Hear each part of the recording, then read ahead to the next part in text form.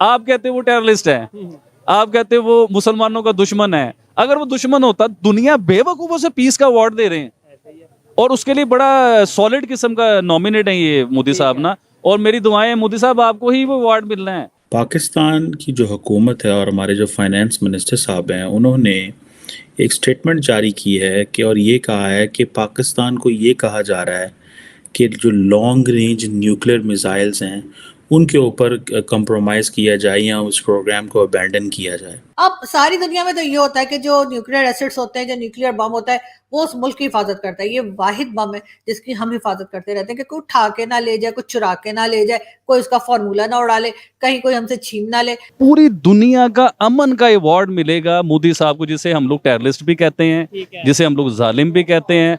मुल्क जो है वो दिवालिया की तरफ जा रहा है। तीसरी तरफ फाइनेंस मिनिस्टर ये कह रहा है कि जनाब हमें कहा जा रहा है कि आपका न्यूक्लियर प्रोग्राम या जो लॉन्ग रेंज न्यूक्लियर मिसाइल हैं वो उनके ऊपर कंप्रोमाइज़ करें। कमाल हो गया जी। एक वही तो बचा है हमारे पास लोगों को डरा धमका के पैसे लेने के लिए। वो मुल्ला भी कह रहा था ना कि एक हाथ में एटम बम ले जाओ और एक में जाके वो उनसे कहो कि लाओ जी पैसे दो, नहीं तो बम मार दो। तो अब मतलब वो भी दे दे तो फिर क्या करेंगे हम? मतलब फिर तो कुछ भी, मतलब फिर तो इंडिया में खा जाएगा। भाई मैं इंडिया से प्यार करता हूं, और ये मुझे किसी से डर की जरूरत नहीं है, ना मैं किसी से पैसे लेता हूं ना कुछ। मुझे उन लोगों के प्यार के साथ मोहब्बत है जो मुझसे प्यार करते हैं।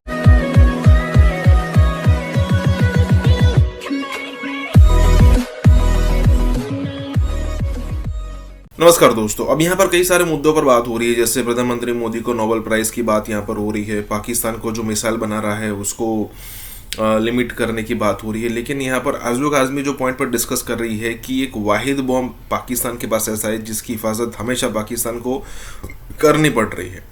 अब ज़रा देखिए, इंडिया के पास, अब कोई भी एक एग्जांपल ले लीजिए कि इंडिया के पास ब्रह्मोस है, तो क्या इंडिया को ब्रह्मोस की हर समय मतलब सिक्योरिटी करनी पड़ रही है? क्योंकि अगर वो कोई ले भी जाएगा तो उसका क्या करेगा, मतलब होती है एक नॉर्मल सिक्योरिटी। लेकिन पाकिस्तान के अंदर डिस्कशन ही, मतलब पाकिस्तान के अंदर सिचुएशन ये हो जाती है कि किसी जिहादी के हाथ में ये न लग जाए। मतलब वहाँ पर कई सारे लोग हैं, देखिए वो लब्बैक वाली पार्टी भी है जो हमेशा लब्बैक लब्बैक करके किसी भी रीज़न से रास्ते पर निकल आते हैं, उनके जो जॉम्बीज़ है वो।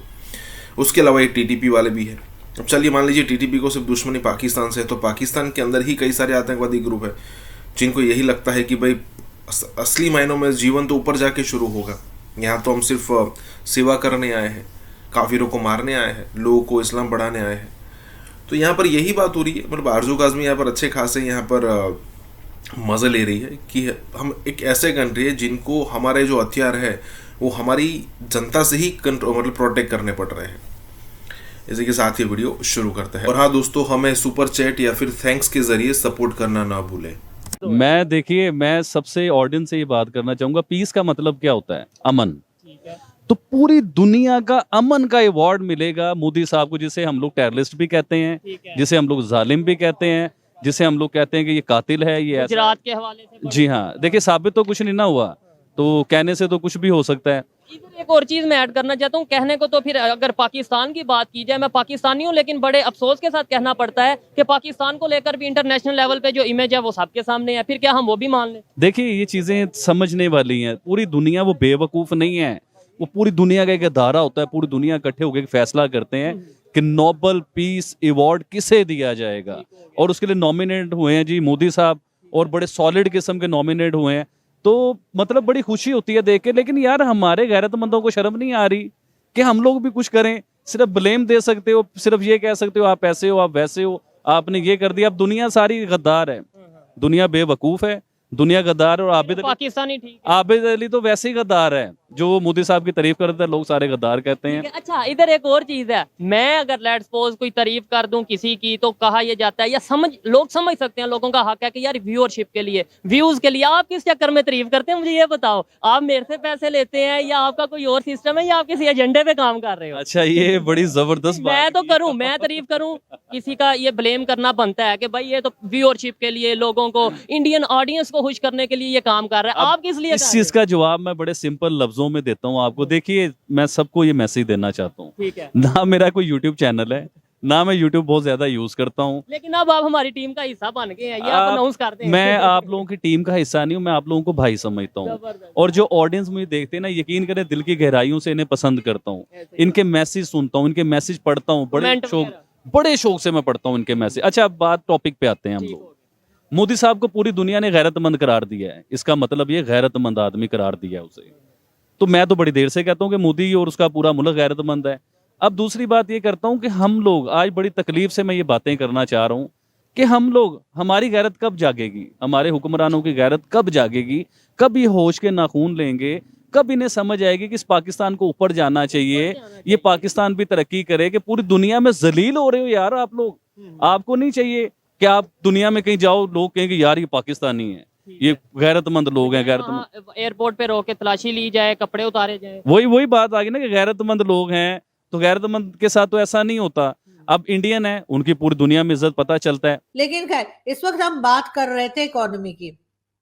आईएमएफ की एक के बाद एक शर्तें आती जा रही कि अभी तक आईएमएफ ने पाकिस्तान को लोन नहीं दिया है, और जब भी हमारे लोग जाते हैं, यानी इसाक डार साहब या कोई और पॉलिटिशियन जाता है, कोई और हमारे यहाँ से जो मिनिस्टर्स जाते हैं या जो लोग एक्सपर्ट्स जाते हैं बात करने के लिए, वो वापस आते हुए उनको 2 शर्तें और दे देते हैं। ये तो वही बात हो गई ना जो मुसलमानों के लिए कहा जाता है कि जी हम नमाजें बख्शवाने गए थे तो रोजे गले पड़ गए, यानी हम गए थे खुदा के पास कि जी हमारी नमाजें हमसे पढ़ी नहीं जाती तो वो बख्श दे। तो उन्होंने कहा बेटा ऐसा कि साथ में ना 30 रोजे भी रख लो।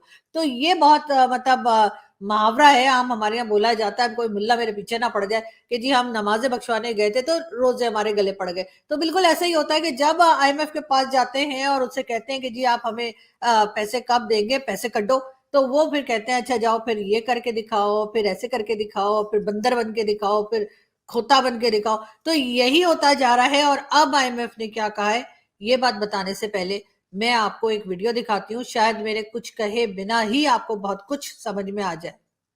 Is there to compromise anything on the nuclear or the missile program of Pakistan? No way. We are responsible citizens of Pakistan. We represent people of Pakistan. We are here to protect and we have to guard our national interests. Nobody has any right to tell Pakistan that what range of missiles it can have and what nuclear weapons it has. We have to have our own deterrence. So, as for the IMF program delay is concerned, let me also share with my honorable brother and as well as with the House. You see, this is not a new program which has been finalized or agreed upon or entered into by this government. जी, ये थे Isaac डार साहब जो आजकल हमारे finance minister हैं, और ये senate में तकरीर कर रहे थे। और सेनेट का आज इवेंट मनाया जा रहा था जिसमें कि 75 इयर्स ऑफ पाकिस्तान सेनेट को सेलिब्रेट किया जा रहा था, और डिफरेंट कंट्रीज के एम्बेसडर्स भी आपको इसमें दिखाई दे रहे होंगे।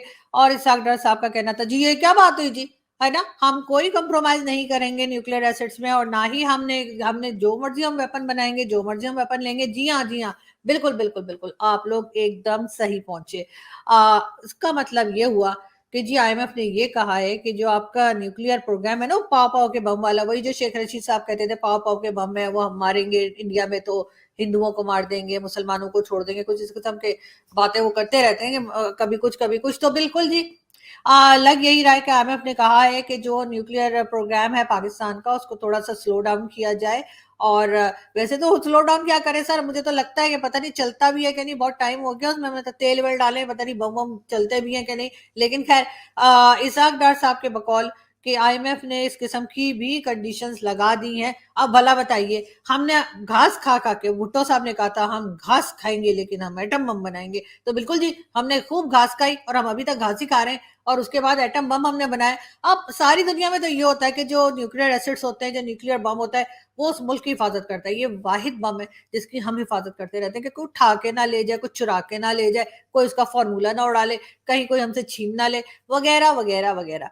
तो जी इसी किस्म की चीजें जो है वो लगता है कि आईएमएफ ने एक बार फिर कोई और कंडीशंस भी लगा दी। मुझे ना इसमें मोदी जी का हाथ लगता है, तो मोदी जी को ना बस आराम से बैठे जी, क्या हो गया, अगर हमारे पास भी एक बम रखा हुआ है तो हमने बस डराने के लिए रखा है, चलाने के लिए थोड़ी रखा है। ये भी कहा जाता है कि जी एटम बम जो होता है ना वो डराने के लिए होता है, चलाने के लिए नहीं होता। लेकिन ये हमारे यहाँ बोला जाता है, लेकिन हमारा कोई भरोसा नहीं, हम कब डराना बंद कर दें और चलाना शुरू कर दें। पाकिस्तान की हुकूमत ने आज ईरान के जो सफ़ीर हैं उनको मुल्क से निकाल दिया है। नवाज शरीफ की जानिब से भारतीय वज़ीर-ए-आज़म को कॉल करके पाकिस्तान पर हमला करने के हवाले से खुफिया कॉल का इंकशाफ हुआ है और नवाज शरीफ की इस खुफिया कॉल को पाकिस्तान की खुफिया एजेंसी की जानिब से रिकॉर्ड कर लेने का इंकशाफ भी सामने आया है और एक बहुत क्लियर मैसेज जो है वो ईरान को पहुंचा दिया गया है।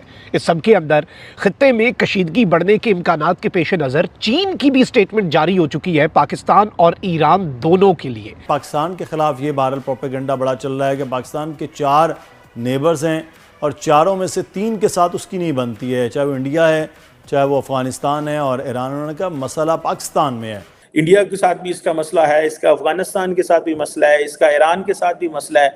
सो कई लोगों ने मुझे ये भी सवाल किया आज के जी इस खिते में तो आपका दोस्त ही कोई नहीं रहा। जो इस्लामिक कंट्री जिसको हम अपना ब्रादराना कंट्री कहते हैं वही हम पर जो है वो अटैक करी जा रहे हैं। पता नहीं ऐसी आखिर क्या गलती हो चुकी है कि वो भी हमारे जो है वो दुश्मन बनते जा रहे हैं। पाकिस्तान इस गैर कानूनी इक़दाम का जवाब देने का हक महफूज रखता है। अब ये जो बात है ये बड़ी इंपॉर्टेंट है कि now we have the right to respond, we have the right to retaliate. जो खुद पाबंदियों से जकड़ा हुआ मुल्क है और वो आकर जनाब हमारे ऊपर अटैक शुरू कर देता है, हम न्यूक्लियर पावर हैं। क्यों ऐसी नौबत ही क्यों आई है? आखिर हमने अपने मुल्क को कहां लाकर खड़ा कर दिया है कि कोई भी एरा गैरा आकर हमारे ऊपर अटैक कर दे? जयशंकर 2 दिन पहले वहां मेरे ख्याल चाय पीने तो नहीं गया, आई एम श्योर कुछ ना कुछ ने बातचीत की। शो इन्होंने ये कि एक तो उन्होंने हुती से प्रोटेक्शन मांगी है कि हमारे शिप्स पर अटैक ना करें, और मे भी उन्होंने कुछ तरीके से बातचीत की है जी कि आप ये वाला फ्रंट खोलें।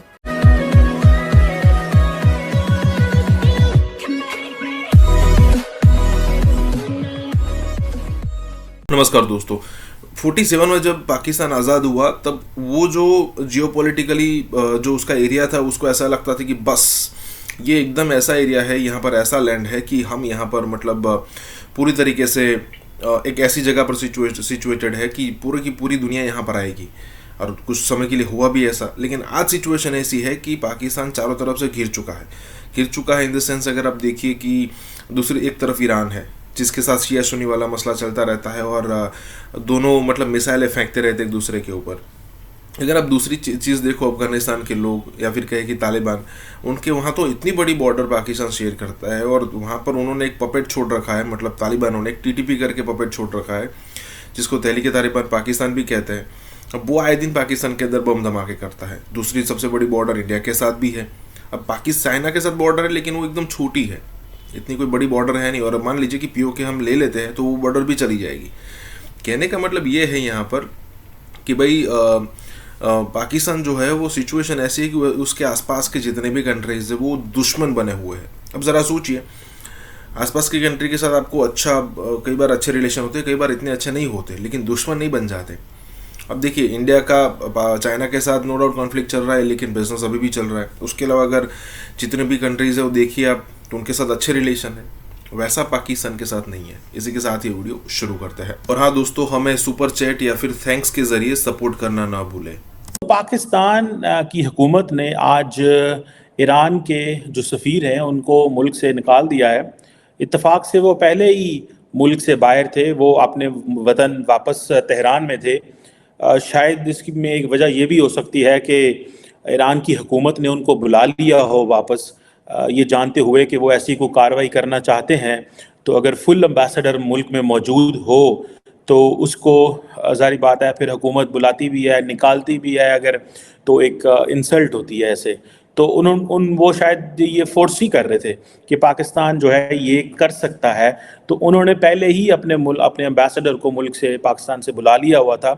और आज जब पाकिस्तान ने ये ऐलान किया है और पाकिस्तान ने ये कहा है कि वो पाकिस्तान ना आए और जो हमारे पाकिस्तान के सफ़ीर थे तेहरान के अंदर उनको वापस बुला लिया गया है। पाकिस्तान ने इसको ये कहा है कि ये सॉवरेनिटी की वायलेशन है, लेकिन मैं अगर इसको थोड़ा सा क्रिटिकल होकर सोचूं और देखूं तो देखें पाकिस्तान के जो ताल्लुकात हैं वो 3 नेबर्स के साथ ख़राब हो गए हैं।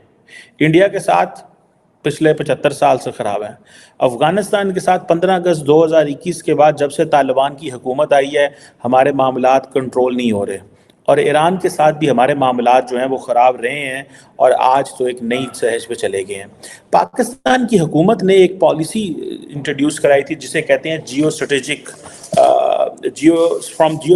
कॉम्पिटिशंस टू या geo strategic to geo economics की तरफ। और इस पॉलिसी में बेसिकली पाकिस्तान चाहता यही था कि किसी तरीके जो पाकिस्तान जो है वो ट्रेड जो रिलेशंस है वो बढ़ाए खित्ते के बाकी ममालिक के साथ, और हम जियो स्ट्रेटेजिक कॉम्पिटिशन्स में ना पड़े और आगे की तरफ जो है वो जाएं और ये चीज़ें हों। लेकिन अनफॉर्चुनेटली ये नहीं हो सका और हमारे ताल्लुकात मज़ीद ख़राब हो गए हैं। देखिए इस वक्त पूरी जिसे कहते हैं ना जियो पोलिटिकल टर्बुलेंस आई हुई है पूरे, जैसे जहाज़ में आप जाते हैं ना तो टर्बुलेंस आती है जी, 40,000 फुट की बुलंदी पे जा रहे हैं तो जहाज़ जो है 35,000 फुट की बुलंदी पे जा रहे हैं तो जहाज़ हिला जुला है, ठीक है जी, कि ये चीज़ें जो हैं वो हुई हैं। अब ये जो क्वेश्चन है जैशुल अदल का, जो कि जिसे वो कहते हैं ना जिसे वो कहते हैं कि ये एक और चीज़ है, ठीक है जी। अब फॉर एग्ज़ाम्पल एक मैसेज भी किया गया है जिसे वो कहते हैं ना कि ईरान की तरफ से मैसेजिंग की जा रही है कि गलती हो गई है शायद, कि जी एक मैसेजिंग ये भी की जा रही है कि शायद कुछ कन्फ्यूजन भी हुई है। लेकिन बहरहाल जो भी है पाकिस्तान जो है वो चांसेस ये हैं, कई लोग कह रहे हैं कि रिएक्ट नहीं करेगा। मैं ज़ाती तौर पे समझता हूँ कि पाकिस्तान को रिएक्ट करना चाहिए। ये पाकिस्तान की सरहदों की खिलाफ वर्जी है, हम नहीं अफोर्ड कर सकते। एक तरफ भारत ने पाकिस्तान पे हमला किया, भारत को तो हमने जवाब दे दिया, और जब जवाब दिया उसके बाद डॉग फाइट हुई, हालात ख़राब हुए और फिर वो चीज़ें चली। लेकिन ईरान जो है उसको जवाब देना पाकिस्तान के लिए थोड़ा सा मुश्किल है। इंडियन मीडिया पूरा फोकस में था कि जी आप किसी तरीके डाइवर्ट करें, पाकिस्तान की तरफ लाया जाए। और अगर जयशंकर 2 दिन पहले वहाँ मेरे ख्याल चाय पीने तो नहीं गया, आई एम श्योर कुछ ना कुछ ने बातचीत की। शो इन्होंने ये कि एक तो उन्होंने हुती से प्रोटेक्शन मांगी है कि जी हमारे शिप्स पर अटैक ना करें, और मे भी उन्होंने कुछ तरीके से बातचीत की है जी कि आप ये वाला फ्रंट खोलें। And Iran should actually realise कि आप हमारे नेबर हैं and basically should not be working on somebody's advice. ये अनफॉर्चुनेट, लेकिन इस वक्त जो उनकी अपनी सिचुएशन है इंटरनली एक्सटर्नली काफी ज्यादा प्रेशर है, आइसोलेशन है, एंड वी डोंट वांट कि ईरान खुदा ना खास्ता डिस्टेबलाइज हो। लेकिन अगर आप इस तरीके से करते हैं, एक न्यूक्लियर पावर से आप एक्सपेक्ट करते हैं कि हम चुप करके बैठ जाएंगे, वी आर पे मासूम जाने भी गई हैं, तो पाकिस्तान का रिस्पांस भी आ सकता है and things can escalate. So they have to realise इस चीज को मैनेज किया जाए। ब्रिगेडियर साहब, इस चीज़ का हमने ये देखा है कि सोशल मीडिया और जो भारतीय मीडिया है वहाँ पर पाकिस्तान के ख़िलाफ़ ये वायरल प्रोपेगेंडा बड़ा चल रहा है कि पाकिस्तान के 4 नेबर्स हैं और चारों में से 3 के साथ उसकी नहीं बनती है, चाहे वो इंडिया है, चाहे वो अफ़गानिस्तान है और ईरान। उन्होंने कहा मसला पाकिस्तान में है कि ये यहाँ से टेररिस्ट एक्टिविटीज़ होती हैं तो उनको रिबटल होता है। तो इस किस्म के मौके का फ़ायदा उठाते हुए इंडियन मीडिया हो, सोशल मीडिया वो बहुत एक्टिव हुआ है, जिसमें आई थिंक जो परसेप्शन बनाई जा रही है काफ़ी पहले की है। लेकिन थोड़ा सा मैं इस सवाल पे आने से पहले ये इंडिया की अपनी तरफ, मालदीव ने अभी उनको कहा जी कि आप निकले यहाँ से। बिल्कुल पाकिस्तान के साथ उनकी जंग है, चाइना के साथ उन्होंने लड़ाई लड़ी है 2020 में, और फेंटी भी पड़ी उनको, 2,500 स्क्वायर किलोमीटर चला गया। नेपाल खुश नहीं है, उसके बाद बांग्लादेश में फराखा बराज का प्रॉब्लम है, और रह गया सिक्किम। तो भारत का अपना जो वतीरा है, अभी भी आई थिंक म्यांमार के साथ भी बड़ा सीरियस टेंशन हुआ है बिकॉज ऑफ वहाँ पे एक सिविल वॉर चल रही है। तो माशाल्लाह भारत का अपना वतीरा आप देख लें, ये सिर्फ एक परसेप्शन है कि लेट्स से अफगानिस्तान में अगर फॉरेन पावर आके बैठ जाती तो कसूर पाकिस्तान का। हम तो मैनेज करते रहे, हमने पनाह भी दिया, I think we have good relation. The only thing, अच्छा मुझे अफसोस है सिर्फ अपने सोशल मीडिया, स्पेशली एक पॉलिटिकल पार्टी जो वो कहते हैं ना लीव नो स्टोन अनटर्न, कि मौका मिल जाए और अभी सारा ब्लेम डाल दें मिलिट्री ने क्या कर लिया, और इंसाइट करें, अंदाजा करें कि बजाय कूल डाउन करने के इमेजिन करें। मुझे लगता है कल खुदा ना खासा भारत साथ जंग होगी तो पीटीआई की सारी सोशल मीडिया टीम जो है ना वो दिल्ली के साथ होगी, और I think they should be taken. बिल्कुल, और यही अफसोसनाक हमारे रात से हम यही देख रहे हैं कि इस एक सियासी जमात के लोगों का पूरा फोकस कहीं होना चाहिए तो और कहीं और हो गया। हिंदुस्तान का कहना है कि वो अटैक पाकिस्तान की जानिब से हुआ है, और पाकिस्तान वाले खुद इस बात से परेशान है कि टीटीपी ने हमला कर दिया चित्राल के आर्मी हेडक्वार्टर्स पे। हाफिज सईद को लेकर के, हाफिज सईद का राइट हैंड जो कि अबू कासिम, जो कि कुछ दिन पहले जो है कश्मीर की एक मस्जिद में मारा गया था, उसका बदला लेने के लिए ये सब कुछ किया गया है। अपनी आवाम को तो पेट पाल नहीं पा रहे हैं, दिन रात बिस्तर की गर्मी और ठरकबाजियों में दिन निकलता है पाकिस्तान का। 4 बीवियां 72 वर्जिन हूरों पर ही तो निगाह अटकी रहती है, और ले दे करके टेररिस्ट यही तो करते हैं, और मानेंगे कैसे? मुंह है उनके पास मानने का। इस बार भी चुप हैं प्रधानमंत्री और डिफेंस मिनिस्टर, कुछ तो गड़बड़ है। तो कर्नल साहब हैं, मेजर साहब हैं, डीएसपी साहब हैं, मैं तीनों को सैल्यूट करता हूं, and I just want to say that we are very very proud of you very proud of you. As a Pakistani मुझे शर्म आ रही है इस वक्त इस शो को बनाते हुए कि मैं कैसे कहूं कि ये हाफिज सईद के लोगों ने किया है या हाफिज सईद जिसको हम हमेशा से प्रोटेक्शन देते रहे, और सिर्फ हाफिज सईद की बात नहीं है। ना और खेलना है आपको क्रिकेट पाकिस्तान के साथ? एशिया कप का फाइनल खेलना है, एशिया कप का फाइनल खेलना है। कर्नल साहब की जो वाइफ है ना, जो अभी विडो हुई हैं, जो विधवा हो गई हैं, उनको भी फोन करके बोल देना कि मैडम बहुत मजा आएगा, हम इंडिया पाकिस्तान का क्रिकेट मैच खेलेंगे, ठीक है? उनको भी फोन कर देना। शर्म आनी चाहिए उस हिंदुस्तानियों को, उस भारतीयों को जो इंडिया पाकिस्तान का मैच देखता है बैठ करके। बहावलपुर में जो जैश का हेडक्वार्टर है और मुरीदके में जो लश्कर का हेडक्वार्टर है, ये दोनों एरियाज खाली करवाने का काम शुरू हो गया है। इनको अभी भी पता नहीं रस्सी जल गई पर पल नहीं गया, अभी भी ये बदमाशी कर रहे हैं, अभी भी लड़ाई कर रहे हैं इंडिया के साथ।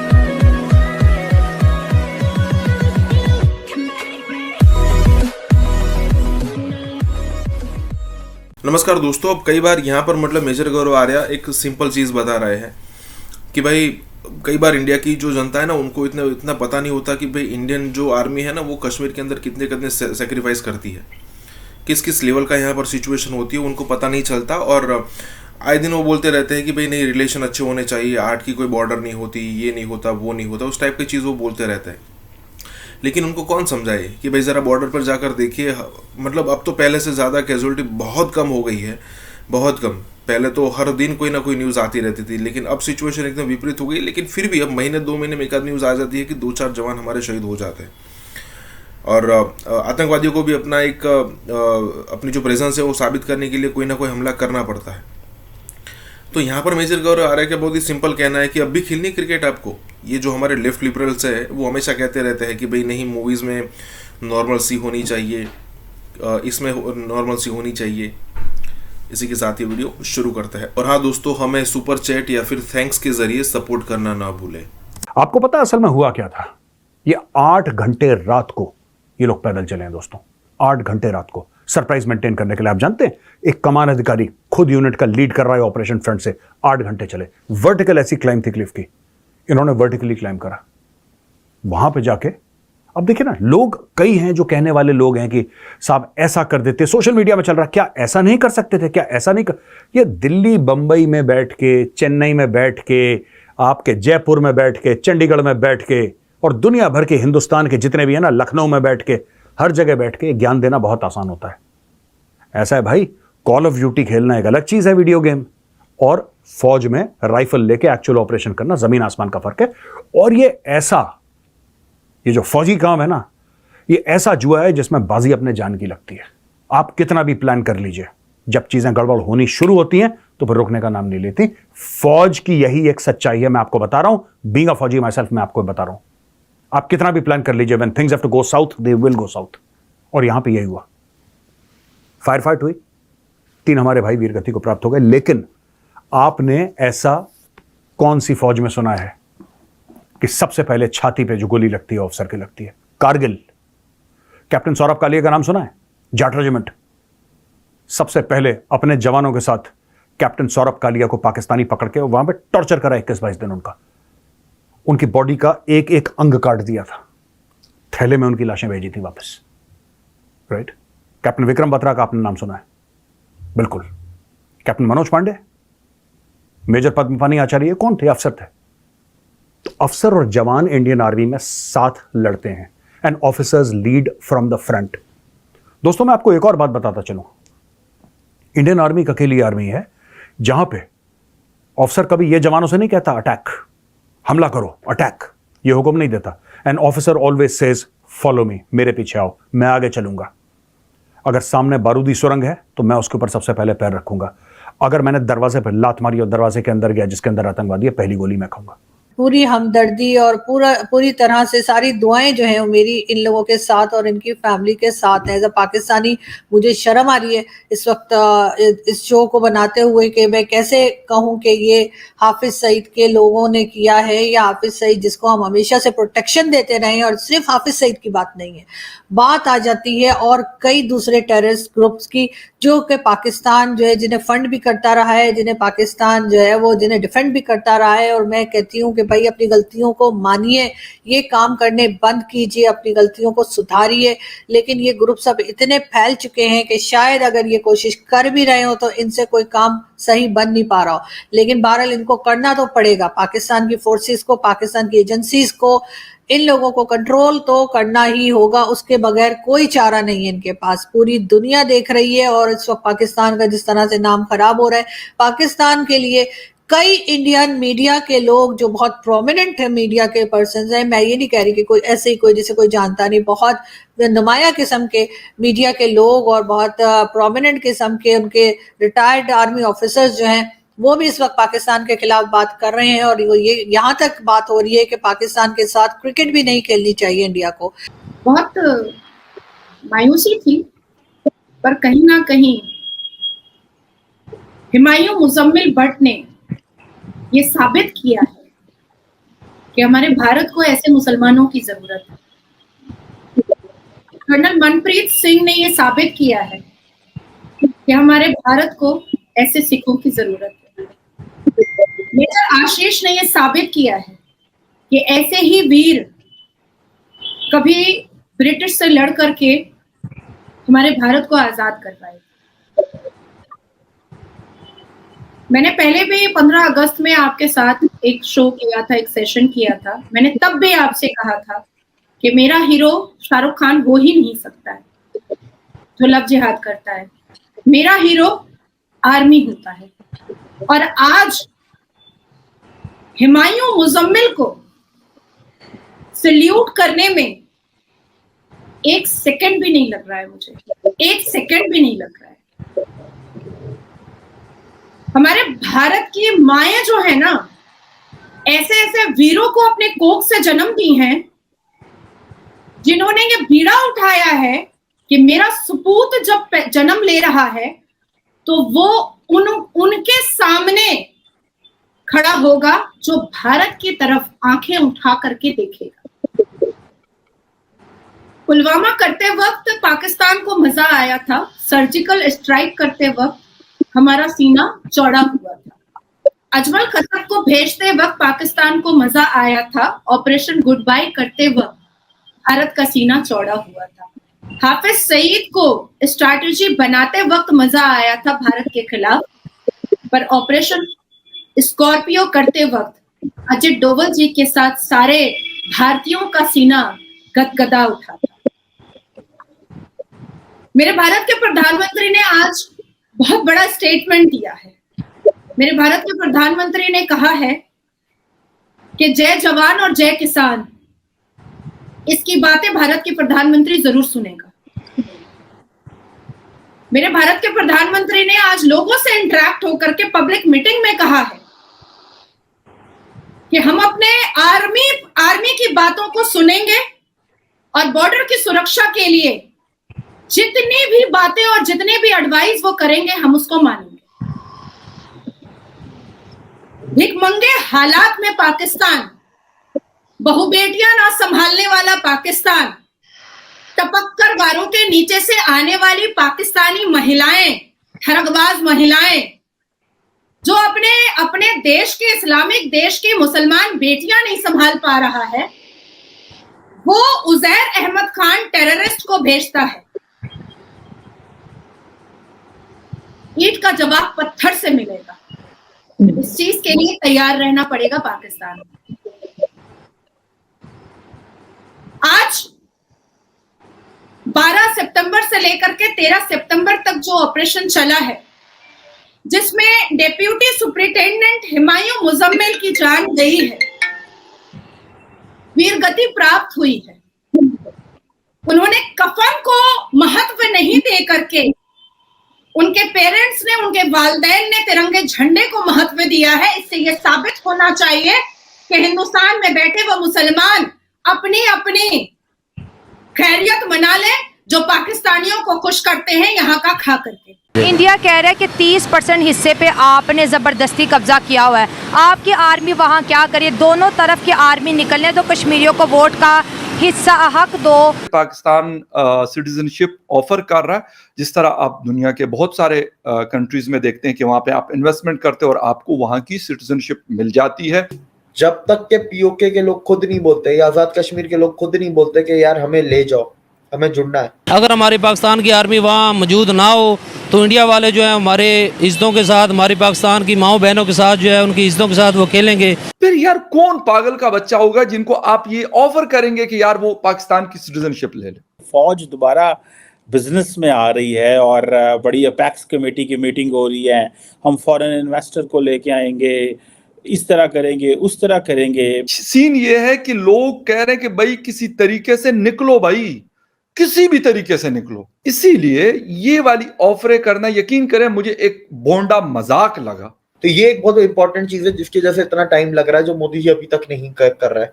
कब करेंगे ये अब हमें भी नहीं पता, लेकिन करेंगे ये हमें पता है। मैंने कहा ना कि मरने को तैयार है इस पासपोर्ट से पीछे छुड़ाने के लिए। अफसोस के साथ, मुझे अफसोस के साथ मैं ये वर्ड यूज कर। India is waiting for that opportunity. आज आप देखें आजाद कश्मीर में प्रोटेस्ट भी निकलते हैं, उन प्रोटेस्ट में एक दो ऐसे नारे भी लग जाते हैं। नरेंद्र मोदी साहब प्राउडली कहते हैं कि यार मैं, जिसे कहते हैं ना, मेक इन इंडिया के ऊपर काम कर रहा हूं। उनको यकीन है ना उनको यकीन है, इसीलिए लोग उनका यकीन करते हैं।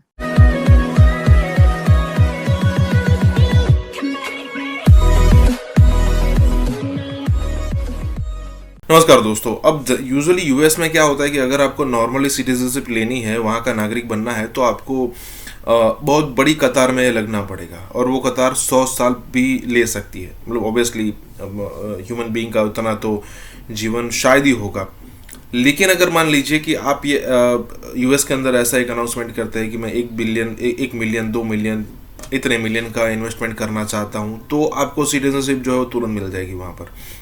कहने का मतलब ये है कि अगर आप जॉब अपॉर्चुनिटी क्रिएट करने की यहाँ पर ट्राई करोगे या फिर करोगे तो आपको तुरंत वहाँ पर सिटीजनशिप मिल जाएगी। पाकिस्तान वहाँ पर बिल्कुल ऐसा कर रहा है।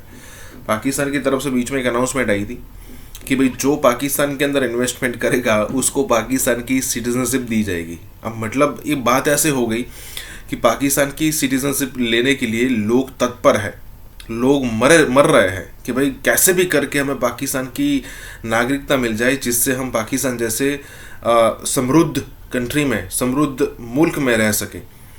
और यूएस, यूके, इंडिया ठीक है, वहाँ पर हमें नहीं रहना है, लेकिन हमें रहना है पाकिस्तान के अंदर। मतलब यहाँ पर ये जो फ़ख्र है, मतलब वो मतलब मजाक कर रहे हैं कि ये हो क्या रहा है। इसी के साथ ये वीडियो शुरू करते हैं। और हाँ दोस्तों, हमें सुपर चैट या फिर थैंक्स के जरिए सपोर्ट करना ना भूलें। पाकिस्तान के पास इस वक्त कश्मीर है, उसके ऊपर बहुत सारा पाकिस्तान में भी बातें उठ रही हैं। पाकिस्तान के जो पास कश्मीर है, वहाँ के जो लोग रहने वाले हैं वो भी पाकिस्तान से इतने खुश नहीं हैं। वहाँ पर एहतजाज भी हो रहे हैं, कुछ जो इस तरह की खबरें हमें मिल रही हैं। इस आप स्टेटमेंट को कैसे देखते हैं कि आया ये पॉसिबल है कि इंडिया इस तरह वापस ले सकता है? देखिए, इंडिया के पास 3 तरीके हैं लेने के कानूनी। पहली चीज है कि पाकिस्तान खुद दे दे, पीस डील जो होती है, पीस डील के तहत हो जाए कि बातचीत होके वापस जाए। दूसरा है कि इंडिया हमला करके ले। तीसरा है कि इंडिया अपनी जो पावर है, डिप्लोमेटिक स्ट्रेंथ है, उसको यूज करके यूएन के पीस कीपर्स को बोले कि यूएन की जो आर्मी या मिलिट्री पीस कीपर्स जो होते हैं वो आके पूरे कश्मीर में डिप्लॉय हो जाए, और उसके बाद वो फिर जाहिर सी बात है घूम फिर के वो इंडिया के पास जाएगा। तो ये 3 तरीके हैं, ठीक है, ये काबिलियत उनके पास है। अच्छा, अब इसके अंदर हम जाते हैं कि इंडिया ने इतना टाइम क्यों लगाया। क्या वो केपेबल नहीं है? क्या वो डरता है कैजुअलिटी से या कोलेटरल डैमेज से? तो सर मेन पॉइंट में इधर ये है कि अगर मुझे किस एरिया को कैप्चर करना है तो मेरी पहली कोशिश ये होगी कि उस एरिया के लोग मुझे पसंद करें, नहीं तो कैप्चर करके भी मेरे लिए अजाब हो जाएगा। तो जब तक के पीओके के लोग खुद नहीं बोलते या आजाद कश्मीर के लोग खुद नहीं बोलते कि यार हमें ले जाओ, हमें जुड़ना है, तब तक इंडिया, अगर फॉर एग्जाम्पल इंडिया के कब्जे में भी है तो इंडिया क्या कर लेगा? मसले मसाइल है ना इंडिया के लिए। लेकिन अगर वो वही लोग इंडिया को सपोर्ट करते हैं तो इंडिया उसको कैप्चर करके या जो भी है अपने अंदर मिला के असिमिलेट करके उसको बहुत जल्दी ग्रोथ भी दे सकता है, बहुत जल्दी पॉलिसीज, इलेक्शन, 50 चीजें और भी कर सकता है। तो ये एक बहुत इंपॉर्टेंट चीज है जिसकी वजह से इतना टाइम लग रहा है, जो मोदी जी अभी तक नहीं कर रहा है। कब करेंगे ये अब हमें भी नहीं पता, लेकिन करेंगे ये हमें पता है। अब इसके अंदर देखें बहुत सारी चीजें ऐसी आती हैं, जैसे इंडिया ने अभी भी 24 सीटें उनकी पार्लियामेंट में खाली हैं, वो 24 सीटें आज़ाद कश्मीर की हैं। तो अभी उनकी स्टार्टिंग से खाली पड़ी हुई कि जब भी आज़ाद कश्मीर आएगा तो इन 24 सीटों पे वहाँ के इलेक्टेड लोग आके बैठेंगे। इसके अलावा आपको पता ही है 94 का उनका रेजोल्यूशन है। महाराजा हरी सिंह लीगली अगर जाए तो लीगली तो हर चीज इंडिया के फेवर में है, और अगर आप यूएन रेजोल्यूशन के हिसाब से जाए तो भी इंडिया के फेवर में है, क्योंकि यूएन रेजोल्यूशन की जो पहली शर्त है वो पाकिस्तान के लिए है। तो पाकिस्तान ने कभी पूरी नहीं की पहली शर्त, तो वो इंडिया के फेवर में चला गया। अगर इंडिया चाहे तो यूएन से पूरा का पूरा कश्मीर का केस विड्रॉ भी कर सकता है, ये भी इंडिया के पास पावर है, क्योंकि उसका जो एप्लीकेंट है वो खुद इंडिया है। नेहरू भाई साहब लेके गए थे, तो इंडिया अगर विड्रॉ कर लेता है तो ये रेजोल्यूशन भी खारिज हो जाएंगी, ये किसी काम की नहीं, जीरो होगी, इनकी कोई वैल्यू नहीं है, हिस्ट्री रिकॉर्ड्स में पड़ी रहेंगी कि कभी पास हुई थी। तो सर अब देखें, मिलिटरीली तो ले सकता है इंडिया आज की तारीख में, क्योंकि मिलिट्री का भी कंपैरिजन इंडिया पाकिस्तान का नहीं रहा। बात यह है कि लोगों का क्या करेंगे, लोगों का सपोर्ट आपको चाहिए होता है। पाकिस्तान आर्मी की तरफ से कोई इस तरह की कार्रवाई नहीं, जवाबन कार्रवाई नहीं होगी फिर? सर होगी, बिल्कुल होगी, लेकिन क्या उसे इंडिया टैकल कर सकता है? बहुत इजीली टैकल कर सकता है। आज की अगर बात करें तो जब वो 4 जंगें जीत सकता है, जिसमें से एक जंग में पाकिस्तान के पास एडवांस वेपन्स थे, ठीक है, पाकिस्तान के पास इंडिया से ज्यादा एडवांस एयरक्राफ्ट थे, तब इंडिया जीत गया। तो आज तो कोई कंपैरिजन बैठता ही नहीं, कि फायर पावर इंडेक्स के हिसाब से जाए आजकल तो देखें इंटरनेशनल सिपरी के सारा ही डेटा हमारे सामने है, किसकी कितनी ताकत है, किसकी कितनी नहीं है। हर मुल्क आप बैठ के एक दूसरे से कंपैरिजन कर सकते हैं। बात ताकत की नहीं है, तो इंडिया ताकत के बल पे लेना चाहे शायद 2 दिन लगेंगे। मसला ये लोगों का क्या करेंगे। आप ताकत से लोगों को तो अपनी तरफ नहीं कर सकते ना, चुप करा लेंगे, अपनी तरफ कैसे करेंगे? और जब तक आप उनको अपनी तरफ नहीं कर लेते, आप उस एरिया का फायदा कैसे उठाएंगे, उसके ऊपर आप गवर्न कैसे करेंगे, उधर उनको ग्रोथ और डेवलपमेंट कैसे करेंगे, जब तक के वहां के लोग आपके साथ, खुद आपके साथ नहीं है, आप पे भरोसा नहीं करते। तो India is waiting for that opportunity. आज आप देखें आजाद कश्मीर में प्रोटेस्ट भी निकलते हैं, उन प्रोटेस्ट में 1-2 ऐसे नारे भी लग जाते हैं कभी कभी, और वहां के लोगों को जाहिर सी बात है सर, जब ये बंटवारा हुआ तो वैसे है कुछ के रिश्तेदार उधर हैं, कुछ के रिश्तेदार इधर हैं, आपस में बात करते हैं तो पता तो चलता ही है ना दोनों साइडों का। वहां के मकामी लोगों को तो दोनों साइडों का पता होता है, क्योंकि उनके रिश्तेदार भी हैं, फिर उस एरिया से बिलोंग करते हैं, और फिर वो देखते भी रहते हैं, क्योंकि वो बॉर्डर ऐसा कि उस पर कोई दीवार तो बनी नहीं है, आपको उधर ही गाँव है, पहाड़ के ऊपर ही गाँव है, वो एक नदी से अलग हो रहा है। तो लोगों के अंदर फिर जब तक वो नहीं आएगा तब तक नहीं आएंगे। और लोग देखें, मेजोरिटी लोग चाहिए, ऐसा भी नहीं है कि 50 लाख जो आबादी है 50 की 50 लाख आपकी सपोर्ट में आ जाए। ये है कि अगर 30 लाख भी आ जाए तो वो इंडिया के लिए विन विन सिचुएशन है। बचपन से डिप्रेशन में हूँ। अच्छा जी, मैं अपने मुल्क का हाल देखता हूँ, मैं सेटिस्फाइड नहीं हूँ अभी तक। मेरी 55 ईयर उम्र हो गई हुई है, मैं सेटिस्फाइड नहीं इस मुल्क में राइट्स के एतबार। जी बिल्कुल। ये जिंदगी तमाशा हो ना हो, ये मुल्क जरूर एक तमाशा है, और आप पीछे बैठ के अपनी टांगें मेज के ऊपर रख के पॉपकॉर्न पकड़ के इस मुल्क की जिस तरह धज्जियां उड़ेंगी आपकी आंखों के सामने। अमेरिका ने पंजाब के शहर जड़ावाला में चर्च और मसीहियों पर होने वाले हमलों पर तशवीश का इजहार करते हुए हुकूमत पाकिस्तान से तहकीकात का मुतालबा कर दिया। झूठे इल्जामात लगाकर हमारा जीवन दोपहर कर दिया पाकिस्तान में। क्या है हमारे लिए जो हमारी बाइबल का एहतराम कदीम जो गिरजाघर मेन रोड में मौजूद था वहाँ पर इतना बड़ा नुकसान है, इतनी बड़ी इस इमेज को स्पॉइल करने की कोशिश है। पाकिस्तान इस्लाम के नाम पे बना, 97% मुस्लिम हैं। हमें ऐसा कौन सा डर खा रहा है कि हम 1% क्रिश्चियन से डर रहे हैं। और इस्लाम वो मजहब जिसका मतलब ही पीस है, और सारा दिन सलाम करते हो अस्सलाम वालेकुम अस्सलाम वालेकुम, कि हर दूसरे इंसान को सलामती के लिए दुआ करते हो, फिर उन्हीं को जलाते हो आप। बदनामी हुई पाकिस्तान की, बदनामी हुई हमारे उस माइंड सेट की, जिसकी वजह से हम पर तोहमतें लगाई जाती हैं। और मैं आरज़ू अल ऐलान कहता हूं, अगर आपका मजहब आपको तशद्दुद, नफरत और जुल्म सिखा रहा है तो आपको किसी नए मजहब की जरूरत है। क्या पूरी दुनिया अब इनके ऊपर सैंक्शंस लगाए? क्या बॉयकॉट पाकिस्तान, सैंक्शन पाकिस्तान? हम समझ ही नहीं सके इस मजहब को। उसकी वजह यह है क्योंकि ये मजहब हमें या तो मार मार के मुसलमान बनाया गया है, या हमारे फॉरेन इन्वेडर्स हैं, या लालच दे के हमें मुसलमान किया गया है।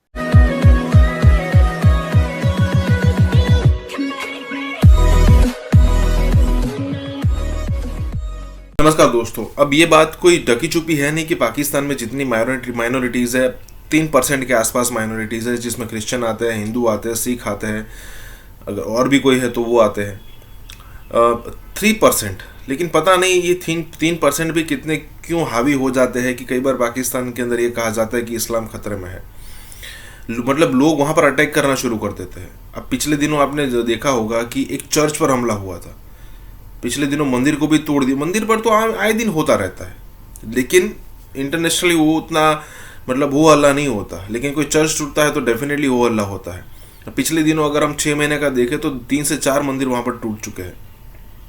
कहने का मतलब ये है कि ये 3% भी पता नहीं क्यों उनको अच्छे नहीं लगते, वो अपने आप में शामिल नहीं कर सकते।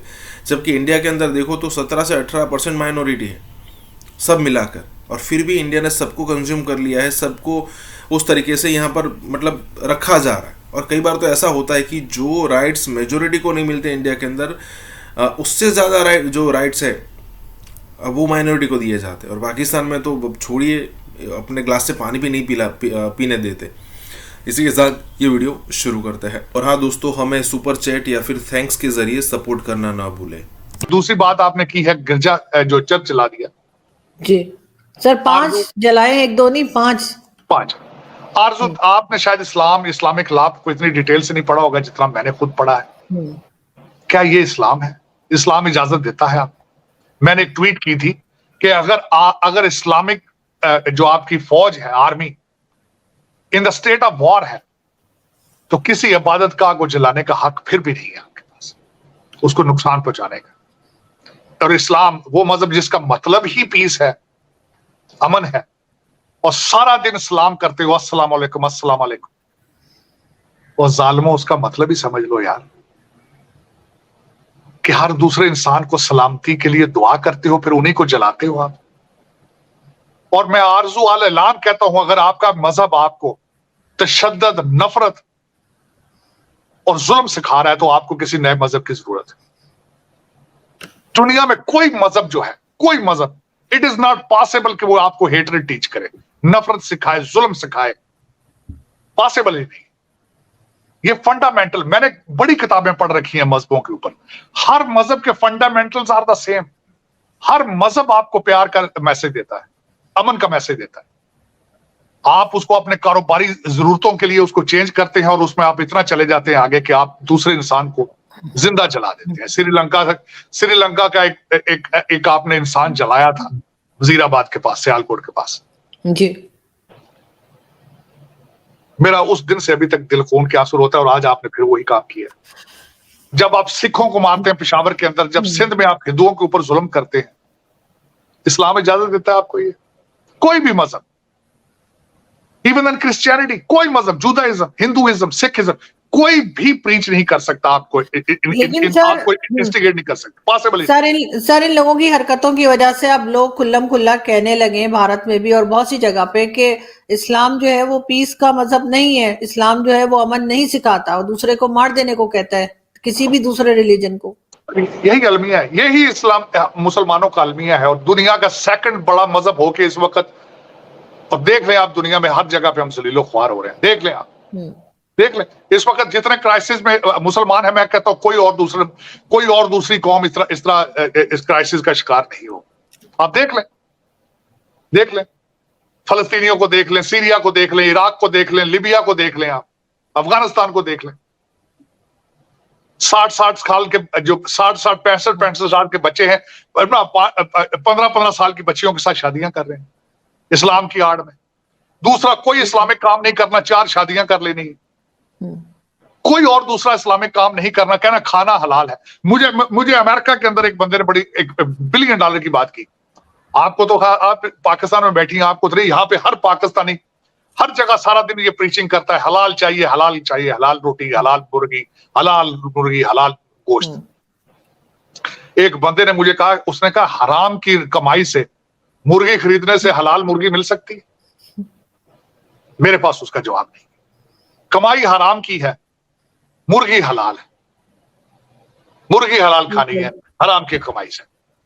यही एक सबसे बड़े, हम समझ ही नहीं सके इस मजहब को। उसकी वजह यह है क्योंकि ये मजहब हमें या तो मार मार के मुसलमान बनाया गया है यहाँ हमारे फॉरेन इन्वेडर्स हैं, या लालच दे के हमें मुसलमान किया गया है, और इसी वजह से हमने इस्लाम को समझने की कोशिश नहीं की। हमने इसको उसी हद तक समझा है जितनी हमें जरूरत थी इसकी, जितनी हमें कारोबार के लिए इस्लाम की जरूरत थी हमने उतना समझ लिया। दुनिया में कोई मजहब आपको इजाजत नहीं देता किसी दूसरे का कत्ल करना, किसी दूसरे इंसान पे जुल्म करना, कोई मजहब प्रीच ही नहीं कर सकता। मैं मानता ही नहीं, मैं मान ही नहीं सकता। सर अभी जो यहाँ पंजाब में पहले एक बच्ची के हाथ पांव तोड़ डाले थे, उसके घर में जो मेट थी, और अब एक को जान से मार दिया उसका रेप करके, 9-10 साल की बच्ची। सर किस किस्म के लोग हो गए हैं। इन्हीं हरकत की वजह से खुदा ने मुंह मोड़ लिया है आपसे। खुदा नाराज है आपसे, ना आपकी दुआएं सुन रहा है ना बद दुआएं सुन रहा है। 1947 से लेके अब तक, जैसे आपने क्रिश्चियन की बात की, आप हैं तो पाकिस्तान है, सफ़ेद रंग आपके लिए। हमें बड़ा अफसोस है जो कि जड़ावाला में हुआ, फैसलाबाद में हुआ, क्रिश्चियन कम्युनिटी को बिला वजह निशाना बनाया गया। बात से मैं एग्री करूंगी कि अगर आप तक कोई ख़बर आती है पहले उसकी तस्दीक करो, उसकी सच्चाई जानो। आप चलते चाहते हो क्रिश्चियंस के जो है चर्चों के ऊपर हमला करते हो, कट्टरवाद लोगों को जमा करते हो, जुनूनी मौलाना लोगों को जमा करते हो। ये जो मैसेज आज अमेरिका भी बोल पड़ा है पाकिस्तान को कि आप अपनी माइनॉरिटीज़ को राइट्स क्यों नहीं दे रहे हो। देखिए वो राइट्स देना ही नहीं चाहते हैं। देखिए अगर हमारे राइट्स अगर हमें मिलते हैं तो उसके लिए इनको पूरा कोटा हमारे क्रिश्चियनों को देना पड़ेगा कि कितनी आवाम है और कितनी इनकी सरकारी जॉब्स आती हैं और कितनी इनकी दूसरे महकमे में जॉब आती हैं, कितने हिंदूज़ हैं, कितने मिनोरिटी इनके पास हैं। ठीक है, ये ज़्यादातर जॉब्स जो हैं वो मुस्लिम कम्यूनिटीज़ को जाती हैं, ज़्यादातर काम मुस्लिम कम्यूनिटीज़ को जाती हैं। ये मुल्क पाकिस्तान इस्लामी जमहूरियत पाकिस्तान और ये सिर्फ मुसलमानों का बड़ी दुख के साथ कहना पड़ रहा है। सही कह रहे हैं, क्योंकि जो चीज़ हमें पिछले 1 साल से, बल्कि इससे भी ज़्यादा 2015 में जब इधर योहानाबाद में साना हुआ, तभी से हमें इस बात को यकीन दहानत हो गई है कि हम पर ही जुल्म हुआ, हमारे चर्चिज़ में धमाका हुआ और हमारे ही 300 से ज़्यादा नौजवान जो हैं पुलिस के हिरासत में थे और अभी ये पिछले साल उनको जो है ना वो रिहा किया गया। देखें, एक शख्स पर जुल्म होता है और आप उसी शख्स को लेकर उस पर ही कार्रवाई कर देते हैं, तो इससे मालूम होता है कि ये सिर्फ इस्लामी जमहूरियत पाकिस्तान है, ये इस्लाम के नाम पर बना है और ये सिर्फ इस्लाम का और इस्लामी भाइयों का। इंडिया के एक स्टेट है जिसका नाम है मेघालय, वहाँ पर ड्रोन्स के जरिए डिलीवरी की जा रही है मेडिसिन की, वैक्सीन की। एक ऐसी कंट्री जो कि एक तरह से मुंह के बल उल्टी गिर के पड़ी हुई है। एक तरफ अमेरिका इंडिया के गीत गा रहा है, उधर से रशिया भी इंडिया के गीत गा रहा है। वो 130 टन का वेट उठा सकता है। एक बंदे को, सोल्जर को बिठाकर उसके अंदर मेडिकल कोई भी किसी भी किस्म की फर्स्ट एड बॉक्स भी लेकर एक जगह से दूसरी जगह जा सकता है। डॉक्टर एस टी शंकर की तरफ से ये कहा गया, जब पाकिस्तान के जो क्रिकेट टीम है मैचेस के हवाले से बात की गई तो कहा गया, उनसे सवाल किया गया तो उन्होंने कहा कि क्या कंधे पर बंदूक रख के या ये कनपटी पे बंदूक रख के तो जो है वो ताल्लुकात नहीं बन सकते। शिवसेना जैसी तंजीमों ने तो यहाँ तक भी कह दिया है कि अगर भारत पाकिस्तान की जो फिल्म है द लेजेंड ऑफ मोला जट, अगर ये भारत में रिलीज़ की गई तो वो इसको रिलीज़ नहीं होने देंगे। अभी मैं देख रहा था यूके जो है उसने पाकिस्तान की जो नेशनल है मियां अब्दुल हक साहब, जिन्हें मियां मिठू कहा जाता है, उनको जो है वो सैंक्शंस लगा दिए उसके ऊपर। व्हाइट हाउस के साउथ एशिया के जो उन्होंने स्टेटमेंट छोड़ दिया कि भारत हमारा पार्टनर नहीं है, वो तो गुरु है भाई हमारा। उन्होंने देखा वो तो it is a super power, उन्होंने दे दिया और उस पर शादियाने बज रहे हैं भारत में, इसमें कोई शक नहीं है। ऑब्वियसली इंडिया की पॉलिसी ये है कि पाकिस्तानी नेशनल्स को पकड़ के उनके ऊपर सैंक्शंस लगवाओ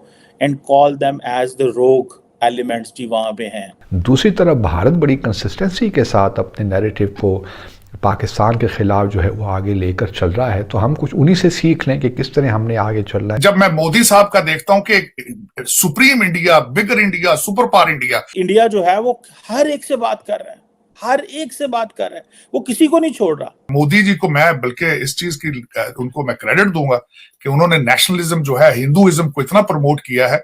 इसके बारे में किताबें लिखी जाएंगी इन द फ्यूचर कि how his nationalist movement gave the boost to the Hindu community.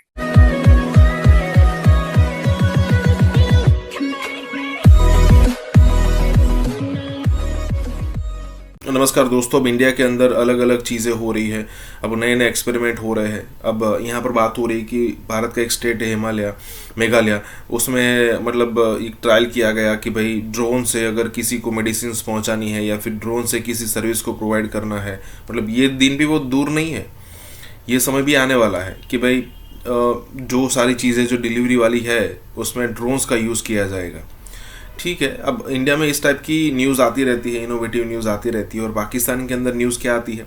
Pakistan के अंदर न्यूज़ ये आती है कि भाई यूके ने, पाकिस्तान का एक बंदा है जिसका नाम है मियां मिट्ठू, जो ज़्यादातर कन्वर्जन जो होते हैं उसका रिस्पॉन्सिबल होता है, उसको बैन कर दिया है यूके के अंदर। मतलब वो भाई साहब अब यूके नहीं आ सकते। अगर उसके कोई एसेट्स या फिर प्रॉपर्टीज़ या फिर बैंक अकाउंट यूके के अंदर है तो उसको सीज़ कर दिए जाएंगे और उस पर सैंक्शंस लगाए गए हैं।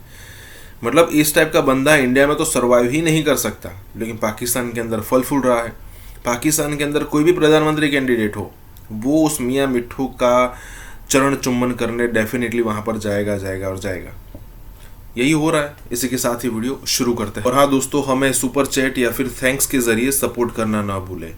रशिया के जो फॉरेन मिनिस्टर हैं उन्होंने एक बड़ी इम्पोर्टेंट स्टेटमेंट दी एक फोरम में मॉस्को के अंदर, जिसमें उन्होंने बड़ी लंबी चौड़ी बातें की, लेकिन कुछ इम्पोर्टेंट बातें उन्होंने ये की ख़ासतौर पे इंडिया के हवाले से। एंड दैट्स हाउ कि एक तरफ अमेरिका इंडिया के गीत गा रहा है, उधर से रशिया भी इंडिया के गीत गा रहा है। And look how India has manage to reach to this point. अच्छा, अब अगर ये देखें, एक तरफ अगर डॉक्टर जयशंकर का रिसेंट में कल एक सुन रहा था कि डॉक्टर जयशंकर की जो फॉरेन पॉलिसी है वो किस तरह एक जैसे कह लें कि ऑफेंसिव भी है, एग्रेसिव भी है, और वो whatever he wants to get it done. अभी मैं देख रहा था यूके जो है उसने पाकिस्तान की जो नेशनल है मियां अब्दुल हक साहब, जिन्हें मियां मिट्ठू कहा जाता है, उनको जो है वो सैंक्शंस लगा दी हैं उसके ऊपर। वैसे तो सही सैंक्शंस लगाई हैं, क्योंकि जो उनकी हरकतें थी कि वो माइनॉरिटीज़ को, हिंदूज़ को या ईसाइयों को मुसलमान करना ज़बरदस्ती forcefully, that is not allowed in religion, तो वट एवर ही डिड। लेकिन that is obviously India's policy ये है कि पाकिस्तानी नेशनल्स को पकड़ के उनके ऊपर सैंक्शंस लगवाओ and call them as the rogue elements जो वहाँ पे हैं, so that gives them a message. ये बड़ी इंपॉर्टेंट चीज़ है जो इंडिया जो है ये स्लोली कर रहा है और करवा रहा है, and they are getting the results. खैर, अब डॉक्टर जयशंकर, पहली बात तो ये है कि वो जो इंडिया ये कह रहा है कि जी हम एक इंडिपेंडेंट पावर हैं, और वो कह रहे हैं कि हम सिर्फ इंडिपेंडेंट पावर नहीं है, हम प्राइमरी पावर हैं।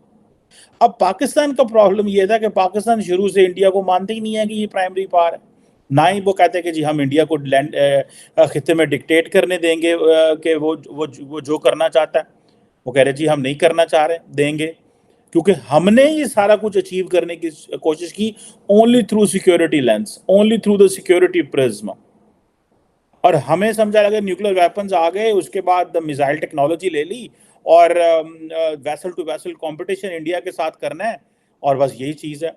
हम 15 साल 18 साल ये पीछे अपने बनाए हुए जो तालिबान थे, अपने बनाए हुए बच्चे जो थे, उनसे लड़ने में मसरूफ़ हो गए। इंडिया ने तरक्की करनी शुरू कर दी।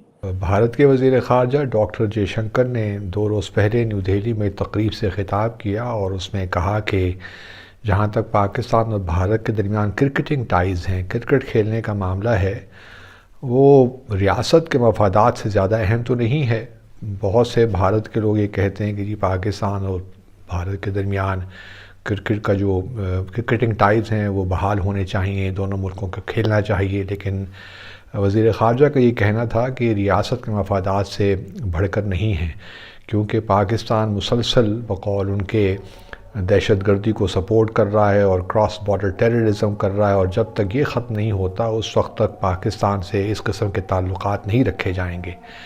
ये बात उन्होंने एशिया कप जो पाकिस्तान में अगले साल हो रहा है उस तनाजुर में कहा, और कहा कि भारत की टीम पाकिस्तान खेलने नहीं जाएगी। दूसरी तरफ पाकिस्तान ने भी, जो हमारे पाकिस्तान क्रिकेट बोर्ड के चेयरमैन हैं रमीज़ राजा साहब, उन्होंने कहा कि अगर भारत एशिया कप पाकिस्तान में नहीं खेलेगा तो फिर पाकिस्तान भी भारत जो अगले साल वहाँ पे वर्ल्ड कप हो रहा है 1 डे का, वो भी खेलने नहीं जाएंगे।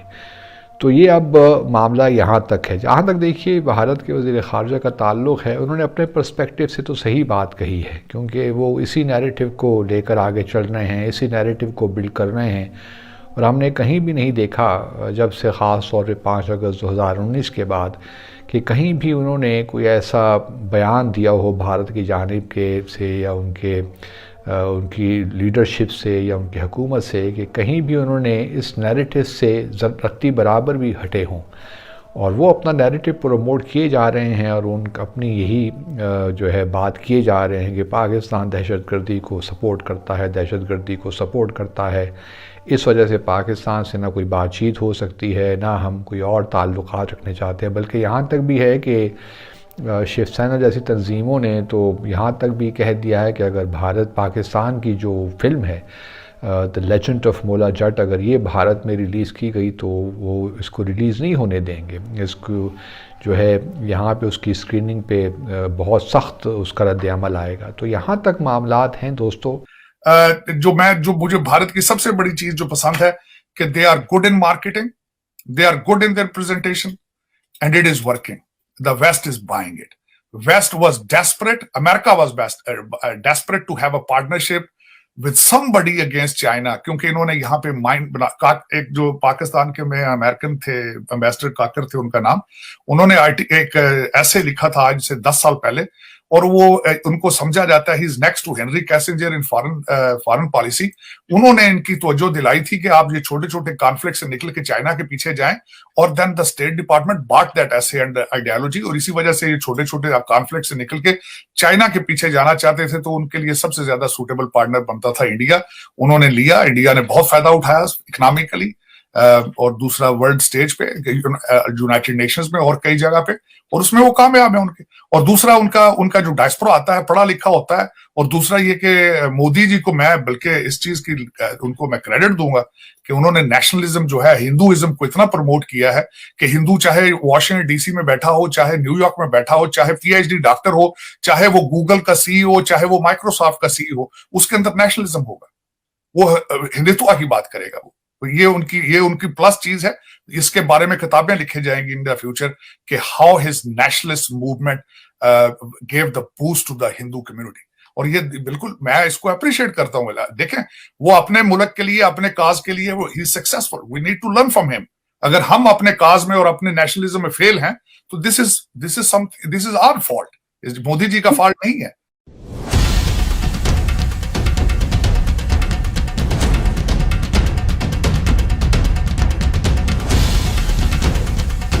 हनुमान जी ने सूरज निगला था, मोदी जी पीओके निगलेंगे।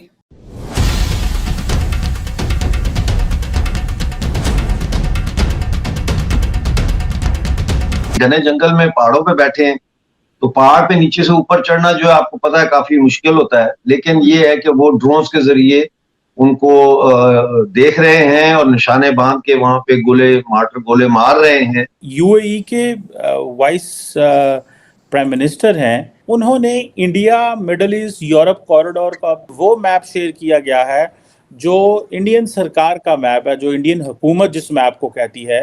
दर्द नहीं होता है, तकलीफ नहीं होती है। एक माँ जिस हिसाब से रो रही है, उस माँ के बारे में सोचने में नहीं आया। बम लगा करके, गोली लगा करके जिस्म पर निकल जाते हैं ताकि हम शहीद हो जाएंगे, तो हमको 72 वर्जिन हूरें मिलेंगी आसमान पे। दोस्तों, पूरा गांव का गांव उमड़ आया और जो वीर गति को प्राप्त हुए, जो शहीद थे, उनको श्रद्धांजलि देने के लिए इजिप्ट गवर्नमेंट ने वहाँ के इंस्टीट्यूट, वहाँ के स्कूल में स्कूल गोइंग जो लड़कियां हैं उनके निकाब के ऊपर, फेस कवर करने के ऊपर पाबंदी लगा दी है। 3 का जवाब 3 करोड़ से देंगे, निगलेगा मोदी पूरे के पूरे पीओके को हनुमान जी की तरह।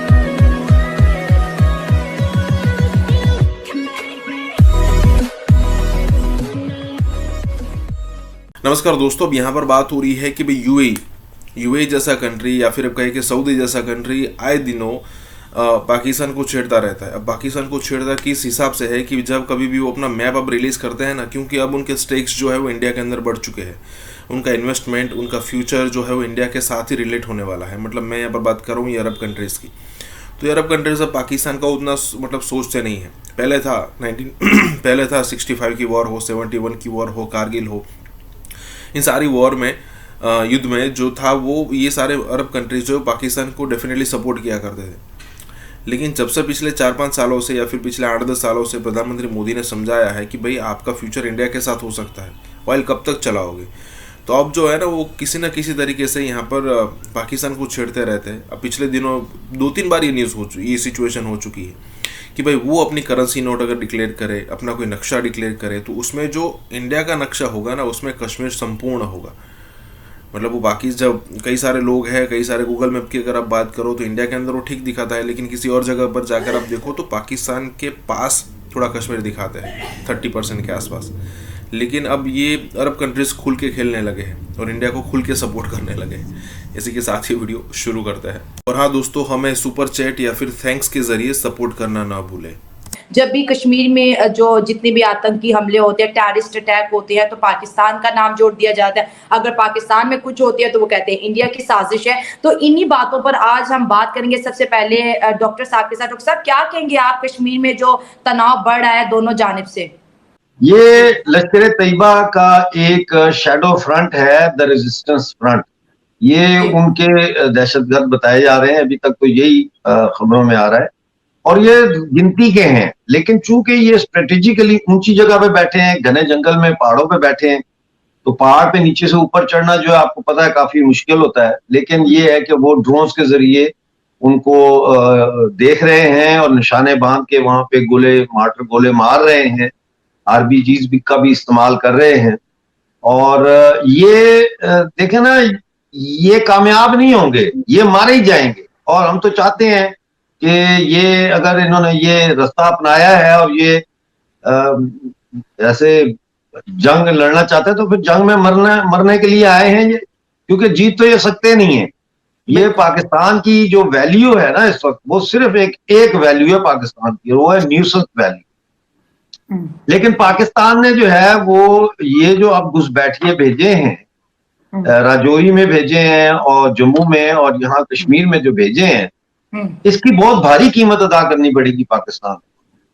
और डिप्लोमेटिकली तो वो शिकस्त फाश का वैसे ही सामना कर रहा है। आज जो यूएई का नया नक्शा आया है उसमें पाकिस्तानी ऑक्युपाइड जम्मू कश्मीर, गिलगित बल्तिस्तान और अक्साई चीन को यूएई के नक्शे में भारत का हिस्सा दिखाया गया है। इससे पहले भी आप जानते हैं कि जो सऊदी अरब का नोट था उसके अंदर भी जो नक्शा था उसमें पीओजेके और गिलगित बल्तिस्तान को भारत का हिस्सा बनाया गया। हनुमान जी ने सूरज निगला था, मेरे हाथ में भगवत गीता है। हनुमान जी ने सूरज निगला था, मोदी जी पीओके निगलेंगे। 8 सितंबर 2023 जुमा का दिन था। रावलपिंडी के अल-कुदस मस्जिद में जिस इमाम के साथ छिपा हुआ था अल कासिम, मेंबर ऑफ लश्कर तैयबा, जो इमाम साहब के शरण में छुपा हुआ था, जो इमाम साहब जिसको छुपा कर रखे हुए थे अपने पास, सजदे में गया था और वहीं पर उसको गोली मारी गई थी, जिसकी वजह से हाफिज सईद लश्कर तैयबा अजमुल मुजाहिदीन को बड़ी मिर्ची लगी थी। ठीक है, अब मैं आपको बताना चाहूंगी, थोड़ा समय ज्यादा लूंगी, मैं आपको बताना चाहूंगी, कर्नल मनप्रीत सिंह कल मां रो रही थी, आंखों से आंसू नहीं, खून निकल रहे थे। 3 माओं की गोद सुनी हुई है, 3 बेटियों का सुहाग उजड़ा है, 3 घर के बच्चे अनाथ हुए हैं, 3 बाप को अपने जवान बेटे की अस्थियों में आग देना पड़ा है। मुजम्मिल हुमायूं भट्ट के पिता ने सफेद कफन से ज्यादा महत्व तिरंगे झंडे को दिया है। तिरंगे झंडे से में लिपटा हुमायूं मुजम्मिल कब्र के अंदर गया है, कब्र में दफनाया गया है। जो तड़प, जो आंसू और बच्चों की जो चीख कान में आ रही है, मैं शायद 24 आवर्स के भीतर ही मैं कश्मीर जाने वाली हूँ। जो चीख कान तक आ रही है ना, वो बर्दाश्त से अब बाहर हो चुका है, वो बर्दाश्त से अब बाहर हो चुका है। हमने कई बार ये बात कही है कि कुत्ते के दुम 10 जन्म भी गाड़ दो तो वो निकलेगी टेढ़ी ही, और वही है पाकिस्तान। ये कभी नहीं सुधरेगा।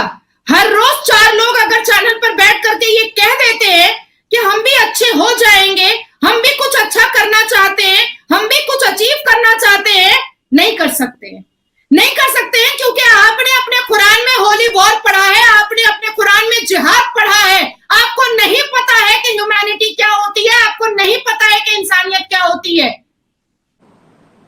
दर्द नहीं होता है, तकलीफ नहीं होती है। एक माँ जिस हिसाब से रो रही है, उस माँ के बारे में सोचने में नहीं आया। बम लगा करके, गोली लगा करके जिस्म पर निकल जाते हैं ताकि हम शहीद हो जाएंगे, तो हमको 72 वर्जिन हूरें मिलेंगी आसमान पे। Shame on Pakistan, shame on.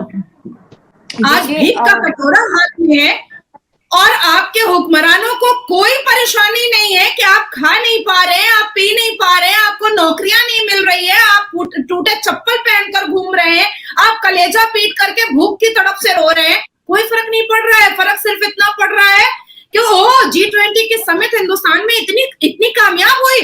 अच्छा, अब तो सऊदी अरबिया का शहजादा हिंदुस्तान का ही हो गया। अच्छा, सऊदी अरबिया का शहजादा माइक पकड़ के जय सिया राम बोल रहा है।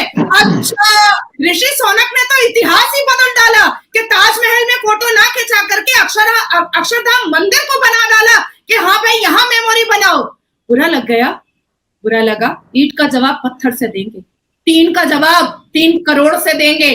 निगलेगा मोदी पूरे के पूरे पीओके को हनुमान जी की तरह। भारत की सबसे महत्वपूर्ण, सबसे प्रसिद्ध रचनाओं में से एक одно из самых известных произведений Индии Рамачаритаманас было переведено на русский. इंडियंस जो हैं वो अगर रशिया पहुंचते हैं तो किस तरह का वेलकम दिया जा रहा है उनको, और अमेरिका जाते हैं तो किस तरह का वेलकम दिया जा रहा है। It's just the same. Санкт-Петербург और मॉस्को के सरकारी विश्वविद्यालयों में в Санкт-Петербургском университете и в Московском государственном университете мы стараемся сохранить традицию переводов литературы. The popularity of Indian culture is growing in Russia, where more and more students are selecting Hindi and Tamil to study. Russia से भी ये खबर आती नजर आती है कभी कि शायद आने वाले टाइम में रशिया भी वीजा फ्री एंट्री अनाउंस करने वाला है इंडियंस के लिए। यूक्रेन जंग के बाद जो इंडिया की पॉलिसी थी वो बहुत मुनासिब पॉलिसी। इंडिया जो है वो उसने अपने रशिया के साथ ताल्लुकात को ठीक रखा। कोई कमी नहीं है वेलकम की।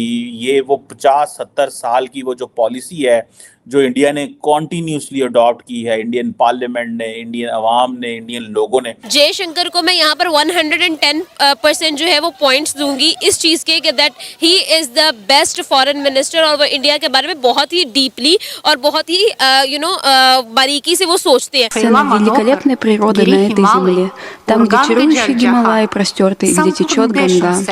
Какая же страна впереди других стран? Та, что родина мудрецов Риши. Что это за страна? Это Индия. रशिया के अंदर इंडियन कल्चर को बहुत ज्यादा लिखाया, पढ़ाया, सिखाया जाता है, प्रमोट किया जाता है। वहाँ के स्टूडेंट्स को उस बिहाफ पर स्कॉलरशिप्स भी दी जाती हैं। इंडियंस को हर नेशनलिटी से अबव ही प्रेफर किया जाता है because of their talent, passion, hard working, honest.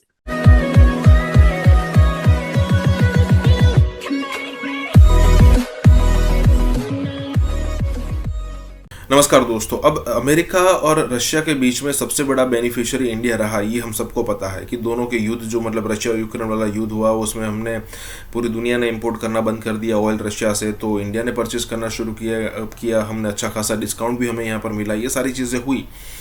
लेकिन अगर आप देखो ना तो रशिया और अमेरिका जो अभी भी 2 ध्रुव है अलग अलग, दोनों के पाले में कंट्रीज बटे हुए हैं। अब दोनों इंडिया को वेलकम इस हिसाब से करते हैं कि अगर मान लीजिए रशिया ने इस हिसाब से यहाँ पर वेलकम किया तो अमेरिका अलग लेवल पर जाकर करेगा। फिर रशिया अगर मान लीजिए कोई जाएगा इंडिया से तो उनका वेलकम एक अलग लेवल से होगा। मतलब मर रहे हैं दोनों इंडिया को अपने पाले में लाने के लिए। अब यहाँ पर एक मीटिंग हो रही है, जयशंकर साहब बैठे हैं, उसमें एक महिला है जो रशियन महिला है और वो यहाँ पर बात हिंदी में संस्कृत में कर रही है।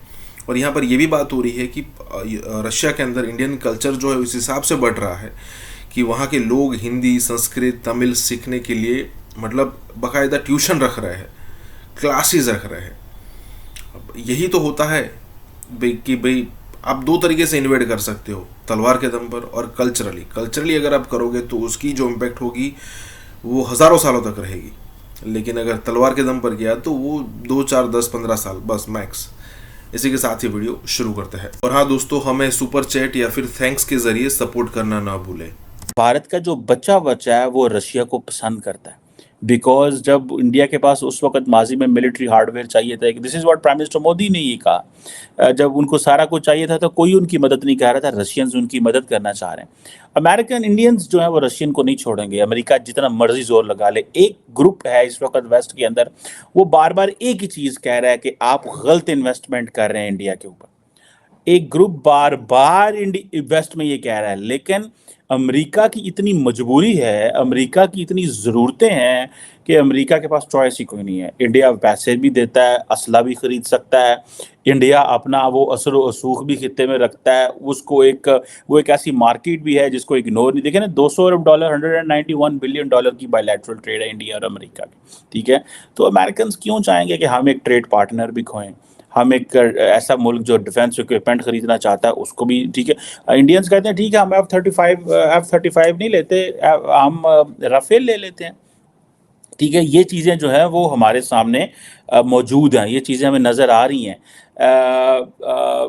अब देखना यह है कि क्या इंडिया जो है वो ये जो बैलेंस करने की कोशिश कर रहा है, जिसमें वो कामयाब है, इसमें कोई वेस्ट में कुछ चीज़ आती है जिसको वो जिसे वो कहते हैं कि इंडिया परेशान होता है। अब फॉर एग्जांपल वहाँ पे ये बात हुई जी, International North South Transport Corridor जो है, जो रशिया से शुरू होता है और इंडिया तक पहुँचता है, शिप, रेल, रोड सारे वो चलाता है, ठीक है जी। इसमें हमने दुनिया के बाकी ममालिक को भी इंक्लूड करना है। अभी फॉर एग्जांपल जो डेवलपमेंट्स इस वक्त रेड सी में हुई हैं, जो डेवलपमेंट्स इस वक्त बाबुल मंदेब में हुई हैं, जो डेवलपमेंट्स इस वक्त जो क्या नाम है उसका इंटरनेशनल बॉर्डर्स में हो रही हैं, उसमें तो ईरान बड़ा इंपॉर्टेंट प्लेयर है। तो आप क्या समझते हैं कि इंडिया जो है वो अमेरिका के लिए क्या ईरान से ताल्लुकात ख़राब कर सकता है? मजबूरी तो हो सकती है, लेकिन जितनी बड़ी आबादी है इंडिया की और जितने ज़्यादा ऑयल रिजर्व्स ईरान के पास हैं, ये पाकिस्तान तो अपनी नेशनल सिक्योरिटी कंप्रोमाइज़ कर सकता है, इंडियंस कभी कंप्रोमाइज़ नहीं करेंगे। इंडियंस को इस चीज़ का पता है कि हमने कैसे अपने नेशनल इंटरेस्ट को प्रमोट करना है, और उसके लिए उनको अगर लेट्स से चीज़ें लेनी भी पड़ती हैं, उनको ईरान से तेल लेना भी पड़ता है।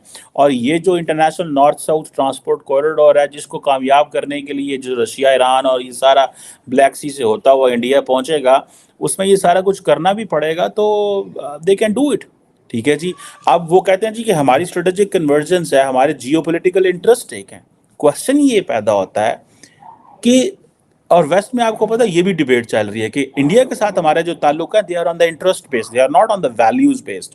इंटरेस्ट एंड वैल्यूज में डिफरेंस है। आसिम मुनीर अभी भीख मांगने के लिए यूएसए गए हुए थे, ब्लिंकन से मिलकर आए हैं, regime change expert Victoria Nuland से मिलकर आए हैं। आपको लगता है कुछ बात नहीं हुई होगी? सभी का एक ही स्टेटमेंट है, ये जो पुराने जले हुए कार्टून से इनसे निपटो, सो दैट आपको हम पैसे दे सकें, आप एक क्लीन नेशन के फॉर्म में निकल कर आइए, जिससे आपको FATF ग्रे लिस्ट में बार बार डालना और निकालना ना पड़े, क्योंकि हमारे ऊपर भारत से भी प्रेशर रहता है। सो FATF की ग्रे लिस्ट से निकलने के लिए भी इस वक्त पाकिस्तान हाफिज सईद और बहुत सारे टेररिस्ट से छुटकारा चाहती है, किसी भी तरीके से छुटकारा चाहती है, पर भारत उन्हें भूलने नहीं देगी। ये भूलना चाहते थे, ताला सईद को लाना चाहते हैं। ताला सईद, इमेजिन करिए जिस तरीके की आवाम है पाकिस्तान में, ताला सईद अगर खड़े होकर ये बोलेंगे कि मैं अगर प्राइम मिनिस्टर और या प्रेसिडेंट बन गया, मैं आपका लीडर बन गया, मैं किसी भी ऑफिशियल कैपेसिटी में आ गया, तो आई मेक श्योर कि पाकिस्तान आर्मी अटैक्स भारत। आपको लगता है उनको वोट नहीं मिलेंगे? भर भर कर वोट मिलेंगे, क्योंकि पाकिस्तान की आवाम को ये चूरन पिछले 70-75 सालों से पिलाया जा रहा है। और वहीं पर भारत इस वक्त आंख गड़ाए हुए बैठा हुआ है, जानबूझकर एक्सट्रेडिशन की बात की, जिससे पूरी दुनिया को फिर से याद आए, अगर वो भूल गए हैं तो याद आ जाए कि ये वही है जिसने 26/11 किया, इसका बेटा आएगा तो क्या होगा। और ये मैसेज है यूएस के लिए, ये मैसेज है चाइना के लिए, जिसको वैसे कोई फर्क नहीं पड़ता है, बट यूएस को फर्क पड़ता है, because it wants India in its side. ये फर्क पड़ता है यूएस को और ये फर्क पड़ता है पाकिस्तान को। कि पाकिस्तान भूलना चाहता है, इन लोगों को साइडलाइन करना चाहता है क्योंकि भिखारी बने हुए हैं। आपने न्यूज़ सुनी होगी कि इनके 29 aeroplanes were grounded because they did not have money for fuel. Flights take off नहीं कर सकते हैं बिकॉज पैसे नहीं है उनमें फ्यूल के। उनको पैसे की सख्त जरूरत है। और उस बीच में आसिम मुनीर का यूएस जाना, वहां पर पैसे की गुहार लगाना, तो हाफिज सईद को याद रखिएगा, हाफिज सईद ना मरा है और ना हम मरने देंगे, ना आप भूले हैं ना हम भूलने देंगे। अज्ञात हमलावर कितने भी लोगों को मारे, हाफिज सईद को हाथ नहीं लगाने का। एक नई मिसाइल है जो इंडिया में इंडक्ट होने वाली, उसका नाम है प्रलय। मेरे को जो डर लग रहा चीमा साहब, ये डाटा चुरा के are they designing a variant which is specifically designed for India. This is the biggest threat.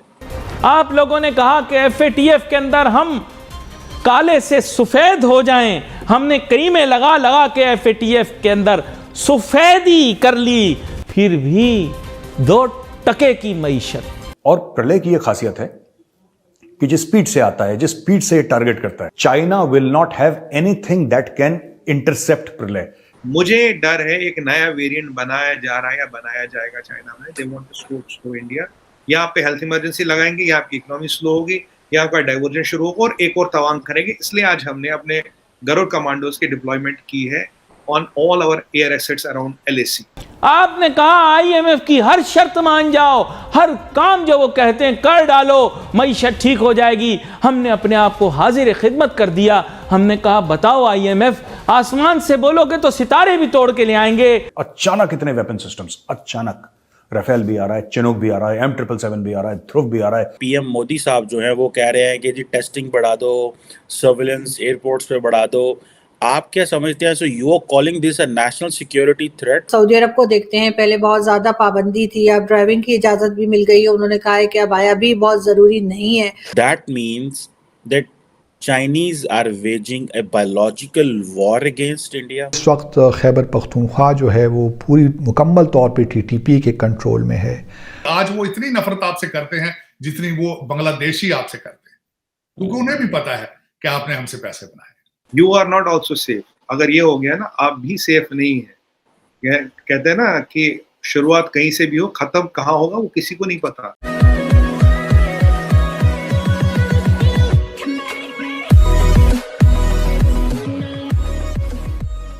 नमस्कार दोस्तों, अब यहाँ पर बात हो रही है कि भाई एक तरफ इंडिया के अंदर प्रलय मिसाइल की बात हो रही है, एक तरफ ब्रह्मोस के अलग अलग वेरिएंट की बात हो रही है, एक समय पर सुपरसोनिक मिसाइलों की बात हो रही है, दूसरी तरफ हम रफाल ले चुके हैं, S-400 ले चुके हैं और भी कई सारी यहाँ पर डील्स चल रही है। तो पाकिस्तानी मीडिया ऑब्वियसली ये सुनने के लिए, मतलब कि देखने के लिए बेचैन है कि भाई इतने सारे हथियार जो इंडिया है वो कर क्या रहा है, इतने सारे हथियारों का इंडिया जखीरा क्यों बना रहा है। अब एक कॉमन थिंकिंग ये कहती है कि जब आप इतने सारे हथियार इकट्ठे करते हो तो उसका मतलब ये है कि आप युद्ध की तैयारी कर रहे हो, या फिर कहे कि कोई बड़ी कॉन्फ्लिक्ट के लिए तैयार हो रहे हो। अब यहाँ पर दोनों चीज़ें पॉसिबल है। मुझे सबसे ज़्यादा पॉसिबल ये लग रहा है कि POK के साथ जो हमारी POK गेन करने के लिए जो लड़ाई होगी उसमें भी एक अलग टाइप के हथियार हमें चाहिए होंगे। और अगर मान लीजिए कि उस सिचुएशन में चाइना हम पर हमला करता है तो उसके लिए भी हमें हथियार चाहिए होंगे उस सारी सिचुएशन को टैकल करने के लिए। लेकिन ये सारी सिचुएशन पाकिस्तान को या फिर उनके मीडिया को डराने के लिए काफ़ी है।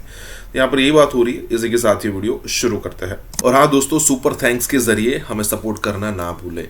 तो बदगुमानी में भी कहका लगाने का दिल चाहता है, और सोचता मैं ये हूँ कि जब मामलात हमारे बस में न कभी थे, न हैं, न होंगे, तो बिला वजह रोज़ आकर मैं यहाँ पर ये तमाशा करता क्यों हूँ। अगर मुझे इस चीज़ का इल्म है कि हमारी माशी तरक्की के राज वो ना आपको पता है, ना मुझे पता है, ना किसी और को पता है, तो बिला वजह मैं उस राज के पीछे छुपा राज क्यों तलाश कर रहा हूँ। आप नाजरीन इस चीज़ से वाकिफ़ हैं कि मुस्तकिल बुनियादों पर आकर यहाँ पर इस चीज़ का अफसोस करना कि हमारी मईशत इस हालत में क्यों है, और हमारे यहाँ गुर्बत दिन ब दिन बढ़ती जा रही है, महंगाई में तेज़ी से इजाफा हो रहा है, बेरोज़गारी के मसले का हल कोई निकाल नहीं पा रहा। हर आदमी दावे कर रहा है, लेकिन वो सब के सब खोखले दावे हैं। जब मैं ये जानता हूं कि चेहरे भी बदल के देख लिए, निज़ाम भी बदल के देख लिया, चीज़ कुछ हो नहीं रही, तो आप मुझे बताइए कि मैं रोज़ आकर यहां पर किस चीज़ का शोर मचाऊं। आप लोगों ने जो जो कहा वो सब कर दिया, सब कर दिया। टैक्स आपने बोला, टैक्स इकट्ठा कर दिया, रिकॉर्ड टैक्स इकट्ठा करके दिखा दिया। मईशत का बेड़ा गर्क वैसे का वैसा। आप लोगों ने कहा कि FATF के अंदर हम काले से सफ़ेद हो जाएं। हमने क्रीमें लगा लगा के FATF के अंदर सफ़ेदी कर ली, फिर भी 2% की मईशत। आपने कहा IMF की हर शर्त मान जाओ, हर काम जो वो कहते हैं कर डालो, मईशत ठीक हो जाएगी। हमने अपने आप को हाजिर खिदमत कर दिया। हमने कहा बताओ IMF, आसमान से बोलोगे तो सितारे भी तोड़ के ले आएंगे, गरीबों को 2-4 लातें भी लगा देंगे, जो तुम कहोगे कर देंगे, बिजली महंगी, पेट्रोल महंगा, जो कहोगे महंगा करेंगे। कर दिया, फिर भी मईशत का बेड़ा गर्क। आपने कहा करप्शन खत्म कर देंगे, 2-3 आम करप्ट लोगों को कैद कर दिया जाए, उनको सजा का खौफ दिया जाए, मुल्क ठीक हो जाएगा। ईमानदार लोगों को लेकर आ जाओ, चेहरे बदल दो, कभी कप्तान से खिलाओ। कप्तान को भी ले आए, शाटें भी लगा ली, मईशत का बेड़ा गर्क। आपने बोला ओवरसीज पाकिस्तानी अरबों डॉलर पाकिस्तान भेजेंगे, कल भी भेज रहे थे, आज भी भेज रहे थे, मईशत का बेड़ा गर्क। आखिर करें तो क्या करें? ये मोहब्बत करने वाली हमारी आशिक कभी हम पर मेहरबान ही नहीं होती। मैं अगले दिन आ रहा था, बोर्ड पे लिखा हुआ था, बोर्ड में लिखा हुआ था पीर बाबा की फक्की खाइए, फिल फौर ताकत हासिल कीजिए। फ़ोन नंबर भी साथ लिखा हुआ था। मैंने फ़ोन नंबर पे फ़ोन कर दिया हैं। मैंने कहा पीर साहब ठाठ उठा वाली सरकार, वो ताकत वाली गोलियां 2 दे दीजिए मुझे, एक मेरे लिए क्योंकि मैं भी प्रोग्राम कर करके ठुस हो गया हूं, और एक दे दीजिए पाकिस्तान की मईशत के लिए, मैं वजीर ख़जाना को भेज दूंगा, पाकिस्तान की मईशत को खिला दे, ये भी ताकत आ जाए इसमें थोड़ी। मेरे को जो डर लग रहा चीमा साहब, ये डाटा चुरा के आते designing A variant which is specifically designed for India. This is the biggest threat. और अब इसका कोरिलेशन क्या? हमारी हेल्थ मिनिस्टर साहब ने क्या बोला? He is not worried about the Covid cases, he is worried about the new variant. इसलिए क्या बोला? Genome sequencing. जीनोम सीक्वेंसिंग की जाती है नए वेरिएंट्स को पकड़ने के लिए। मुझे डर है एक नया वेरिएंट बनाया जा रहा है या बनाया जाएगा चाइना में। They want to slow India. यहाँ पे हेल्थ इमरजेंसी लगाएंगे, यहाँ आपकी इकोनॉमी स्लो होगी, यहाँ का डाइवर्जन शुरू होगा और एक और तवांग करेंगे। इसलिए आज हमने अपने गरुड़ कमांडोज की डिप्लॉयमेंट की है on all our air assets around LAC. They wanted us to get distracted here and then attack us from somewhere else. अगर चाइना में इतना कोविड है, जिस कंट्री में इतनी हालत खराब है, दुनिया को डरा रहे हो वो वीडियो दिखा दिखा के, तो आप अपने पड़ोसी पे हमला करोगे इस टाइम में? आपकी हालत खराब है, पड़ोसी की होती है तो चलो समझते हैं कि भाई वो वीक है, मैं हमला कर रहा हूँ। आप मुझे बताओ 29,000 लोग मरते हैं आपके यहाँ हर दिन। मतलब पिछली बुधवार को जो मरा वो नॉर्मल मरा, इस बुधवार को जो मरा वो कोविड से मरा। चीमा साहब, चाइना से कुछ बाहर नहीं आता जब तक CCP ना चाहे। वो डॉक्टर भी गायब हो गया, जिसने कोविड बताया वो भी गायब हो गया। अगर आप इन सब चीजों को जोड़ ले, जो मैंने देखो, मैं कोई बॉयफ्रेंड गर्लफ्रेंड के किस्से नहीं सुना रहा, मैं आपको लॉजिकल चीजें बता रहा हूँ with data and analysis and analogy. You join the thing, why should you need to hack in data of a premium institute medical hospital of India? Hospital का डाटा लेके क्या मिलेगा? Why data hack on hospital? And government of India is doing what it has to do, genome sequencing वगैरह कर रही है। और हमारा वैक्सीन असली है चीमा साहब, उनका वैक्सीन पानी है। Point is Cheema sahab, we have to fight our own battle, we have to strengthen our house. हम लोगों से अलाई से मदद ले सकते हैं, हम वहाँ गुहार लगाने नहीं जा रहे कि पापा पापा उसने मुझे मारा। पापा कुछ नहीं करेंगे, हम खुद करेंगे जो हमें करना है, और हम सक्षम हैं चाइना को मुंह तोड़ जवाब देने की। आज हम सब चीजों पे काम कर रहे हैं, अभी टाइम नहीं है शो पे। इकोनॉमी पे भी आज हमने बहुत इनिशिएटिव्स लिए। अब मैरीटाइम सिक्योरिटी पे भी आज हमने बिल पार किया, आपने देखा होगा डॉक्टर जयशंकर का साहब का स्टेटमेंट। मैरीटाइम पायरेसी पे बहुत बड़ा बिल पास हमने किया। हम इकोनॉमी पे भी काम करें, हम मेडिसिन पे भी काम करें। और हमारे आधार पूनावाला जी जो सीरम इंस्टीट्यूट के ओनर है, उन्होंने बोला टेंशन की कोई बात नहीं, वे equipped to handle it. Mansukh Mandaviya ji है, निर्मला जी का स्टेटमेंट आ गया, अमित शाह जी को जो करना है, राजनाथ सिंह जी को जो करना है, डॉक्टर जयशंकर साहब को जो करना है, और मोदी जी की लीडरशिप में आज एक अधिवेशन भी हो, ये सब चीजें डिस्कस की गई। जो हमें करना हर फ्रंट पे करना चाहिए साहब। We cannot be led by a smoke screen which CCP is created. CCP is master in this, करना कुछ, बताना कुछ, दिखाना कुछ, कटाना जताना कुछ।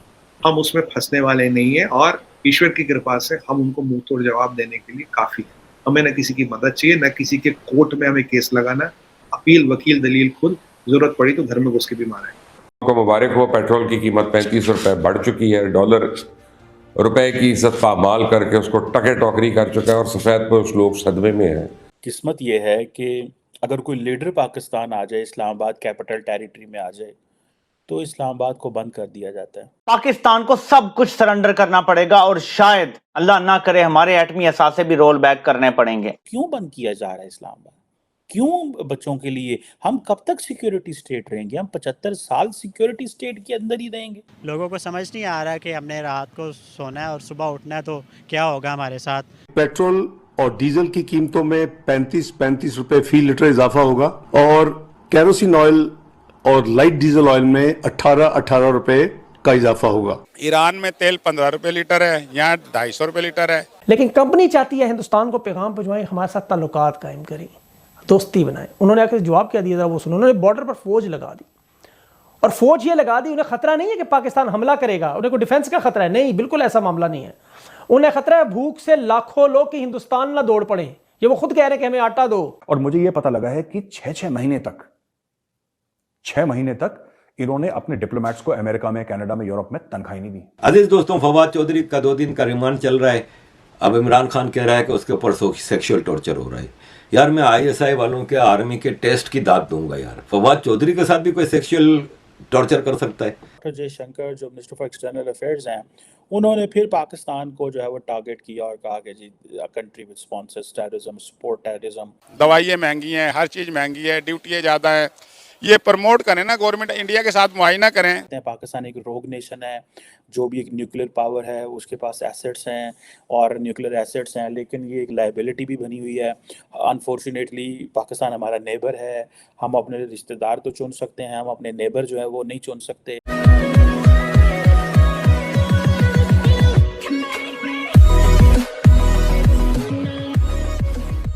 नमस्कार दोस्तों, अब कई बार ऐसा होता है कि भाई बाहर का कोई भी अगर बंदा पाकिस्तान के अंदर आता है, चाहे वो दूसरे कंट्री का प्रेसिडेंट हो, प्राइम मिनिस्टर हो, मतलब यहाँ पर खास करके बात हो रही है सऊदी और यूएई जैसे कंट्रीज की, तो होता ये है कि पाकिस्तान को उनसे आशा ये होती है, एक्सपेक्टेशन ये होती है कि भाई वो 1 मिलियन, 2 बिलियन, 3 बिलियन कुछ छोड़ कर जाएंगे या फिर पाकिस्तान को देकर जाएंगे। अब इस सारी सिचुएशन में वो दूसरे कंट्री के प्रेसिडेंट या फिर प्राइम मिनिस्टर को इम्प्रेस करने के लिए यहाँ तक चले जाते हैं कि भाई इस्लामाबाद को कम्प्लीटली बंद कर देते हैं। क्या आपने कभी सुना कि भाई इंडिया के अंदर कोई आता है तो उसके लिए पूरा का पूरा सिटी बंद कर दिया जाता है, चाहे वो दिल्ली हो, चाहे वो बेंगलोर हो, चाहे वो अहमदाबाद हो, चाहे हैदराबाद हो। मतलब हो सकता है कि कोई रोड शो निकलने की बात हो तो उस रोड को तैयार किया जाता है और 1-2 घंटे पहले उसको बंद किया जाता है, बहुत ज़्यादा समय के लिए भी नहीं किया जाता। लेकिन पाकिस्तान में ये चीज़ आम हो गई है, चाहे क्रिकेट मैच हो, चाहे कोई पॉलिटिशियन, क्योंकि देखिए दूसरी डाउट ये भी रहता है कि कभी कोई आतंकवादी हमला ना हो जाए, फिर तो वो कंट्री ना ही कभी दूसरी बार विजिट करेगा, ना ही पैसे देगा और जो दिए वो भी वापस मांग लेगा। इसी के साथ ये वीडियो शुरू करते हैं। और हाँ दोस्तों, सुपर थैंक्स के जरिए हमें सपोर्ट करना ना भूलें। अब अरब अमारात और कतर से यही जो अब आप देखिए दौरा जो शहबाज शरीफ का आखिरी हुआ है, कश्मीर का वहाँ जिक्र भी नहीं किया गया, हालांकि अरब अमारात में ये बात करनी थी। लेकिन कंपनी चाहती है हिंदुस्तान को पैगाम भिजवाएं, हमारे साथ ताल्लुकात कायम करें, दोस्ती बनाएं। उन्होंने आकर जवाब क्या दिया था वो सुनो। उन्होंने बॉर्डर पर फौज लगा दी और फौज ये लगा दी, उन्हें खतरा नहीं है कि पाकिस्तान हमला करेगा, उन्हें कोई डिफेंस का खतरा है, नहीं, बिल्कुल ऐसा मामला नहीं है। उन्हें खतरा है भूख से लाखों लोग कि हिंदुस्तान ना दौड़ पड़े, ये वो खुद कह रहे हैं कि हमें आटा दो। इससे ज़्यादा जिल्लत का क्या मुकाम होगा? अपनी जगह वो भी दुरुस्त है, इंटरनेशनल दुनिया को ज़ाहिर है खतरा है, ये भूख से कहीं ऐसा काम ना कर जाए दुनिया के अमन के लिए खतरा हो। आपको पता है भूखा बदमाश सबसे खतरनाक होता है और हिंदुस्तान को सबसे ज़्यादा खतरनाक है। पाकिस्तान डिफ़ॉल्ट हुआ तो दीगर ममालिक पर इसका असर पड़ेगा। अच्छा, इन हालात तक लाने के लिए 10 साल का अरसा लगता है, मैंने देखा जो उन्होंने 9 महीने में वारदात डाली। IMF के साथ जो मामला चले वो बड़े खतरनाक मोड़ पर है इसमें। उसकी वजह इसहाक डार की वही 2 नंबरियां हेरा फेरी, 2 खरब, जरा ध्यान से सुने, 2000 अरब या कह लें, इसहाक डार की वारदात इन्होंने पकड़ी।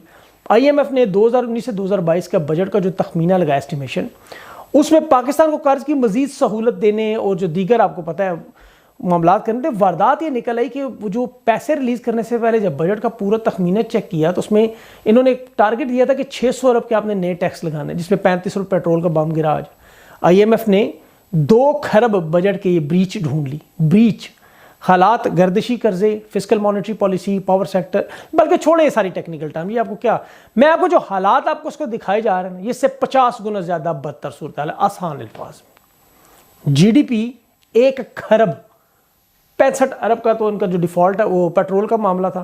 पाकिस्तानी बरामदात में 110 अरब का नुकसान, और ख़जाने में जो पैसे हैं वो इस वक्त, मैं ये आसान अल्फाज में बता रहा हूँ कि 3 अरब डॉलर के करीब मौजूद है।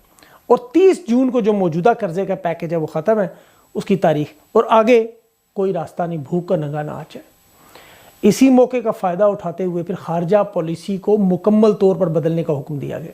अब पाकिस्तान की हुकूमत को कंपनी को मुकम्मल तौर पर उनके हवाले करने का, और ये किससे ताल्लुक़ रखना है, किससे नहीं रखना, किसको वज़ीर आज़म बनाना है, किसको आर्मी चीफ बनाना है, ये तमाम फैसले वैसे तो पहले भी होते थे, लेकिन अब खुलकर, या आप कह लें हिंदुस्तान और पाकिस्तान के मुसलमानों में एक बुनियादी बस फ़र्क है आज़ादी के नाम पर। आप खुलकर गाय का बस गोश्त खा सकते हैं और कुछ नहीं। गाय का गोश्त बशर्त ये कि आपको दस्तयाब हो। वैसे तो आपको पता है खोते, कुत्ते और कौवे की बिरयानी इस वक्त चल रही है। ये मैंने बड़े आसान अल्फाज में तर्जुमा किया है। एक रेस लगी हुई है, ज़्यादा किसने गिरना है, कंपनी ने गिरना है या रुपए ने। शेर जर्नेल और उधर अवाम की रेस लगी हुई है कि पेट्रोल की लाइन से जल्दी निकलकर आटे की लाइन में घुसना है। किस्मत ये है कि अगर कोई लीडर पाकिस्तान आ जाए, इस्लामाबाद कैपिटल टेरिटरी में आ जाए, तो इस्लामाबाद को बंद कर दिया जाता है। अब सुनने में आ रहा है कि मोहम्मद बिन जैद जो हैं, जिनके साथ जो आजकल रहीम यार ख़ान में पाकिस्तान के साउथ पंजाब में जो है वो शिकार खेलने आए हैं, होबरा बर्ड का वो शिकार खेलते हैं, ये हमारे अरब ममालिक के जो हमारे दोस्त हैं, तो उनके लिए वो जब इस्लामाबाद आएंगे तो जारी बात है VVIPs हैं, तो ट्रैफिक बंद हो जाएगी, हर चीज़ बंद हो जाएगी, और ख़ासतर स्कूल और यूनिवर्सिटियां बंद कर दी जाएंगी। एक दिन जो है, पहले जिस मुल्क में हालात इस तरह के हों वहाँ पे आप और स्कूल कॉलेज यूनिवर्सिटियां बंद करें, ये भी एक चीज़ है। अब ये तो इसका ताल्लुक जो है वो एक एलीट मेंटेलिटी से है, ठीक है जी। अब पाकिस्तान की जो एलीट है, अगर आप देखें, वो जिसमें आजकल हम कहते हैं जी पॉलिटिशियंस हैं, रियल स्टेट टाइकॉन्स हैं, जनरल्स हैं हमारे, और जो कि जिसे कहते हैं ना कि जो इस वक्त मुल्क को लीड कर रहे हैं, इस वक्त पाकिस्तान की जो मेन स्ट्रीम सियासत है उसको रियल स्टेट टाइकॉन्स जो हैं वो लीड कर रहे हैं। अब एक तरफ होता है कि परवेज़ खुद भाई ने भी इसको डिस्कस किया कि एक तरफ होता है कि कल्चर सोसाइटीज़ होती हैं, एलीट होती है जो कि साइंस में पैसा देती है, एकेडमिक इश्यूज़ में पैसा देती है, यूनिवर्सिटीज़ में एंडोमेंट फंड्स बनाती है, चेयर्स देती है। मिसाल के तौर पे मैं हार्वर्ड यूनिवर्सिटी था तो वहाँ पे मित्तल इंस्टीट्यूट है, आई डोंट नो उन्होंने कितना पैसा दिया हार्वर्ड को, लेकिन उन्होंने वहाँ पे अपना एक इंस्टीट्यूट बनाया। वहाँ पे इंडियंस बैठे हुए हैं जो कि साउथ एशिया के ऊपर एक पूरा डिस्कोर्स इस्टेब्लिश कर रहे हैं, जो कि बहुत ज़बरदस्त था, मुझे देख के बड़ी खुशी हुई। इंडिया के अंदर इंस्टीट्यूशंस हैं जो कि फॉर एग्जांपल JRD टाटा के नाम पे हैं, Tata institute of fundamental research है, और इस हवाले से वहाँ पे काफ़ी ज़्यादा जो है वो काम हुआ है। लेकिन पाकिस्तान में ऐसा, जो पाकिस्तान की जो एलीट है वो कोई नहीं इस तरह की चीज़ों में पैसे लगा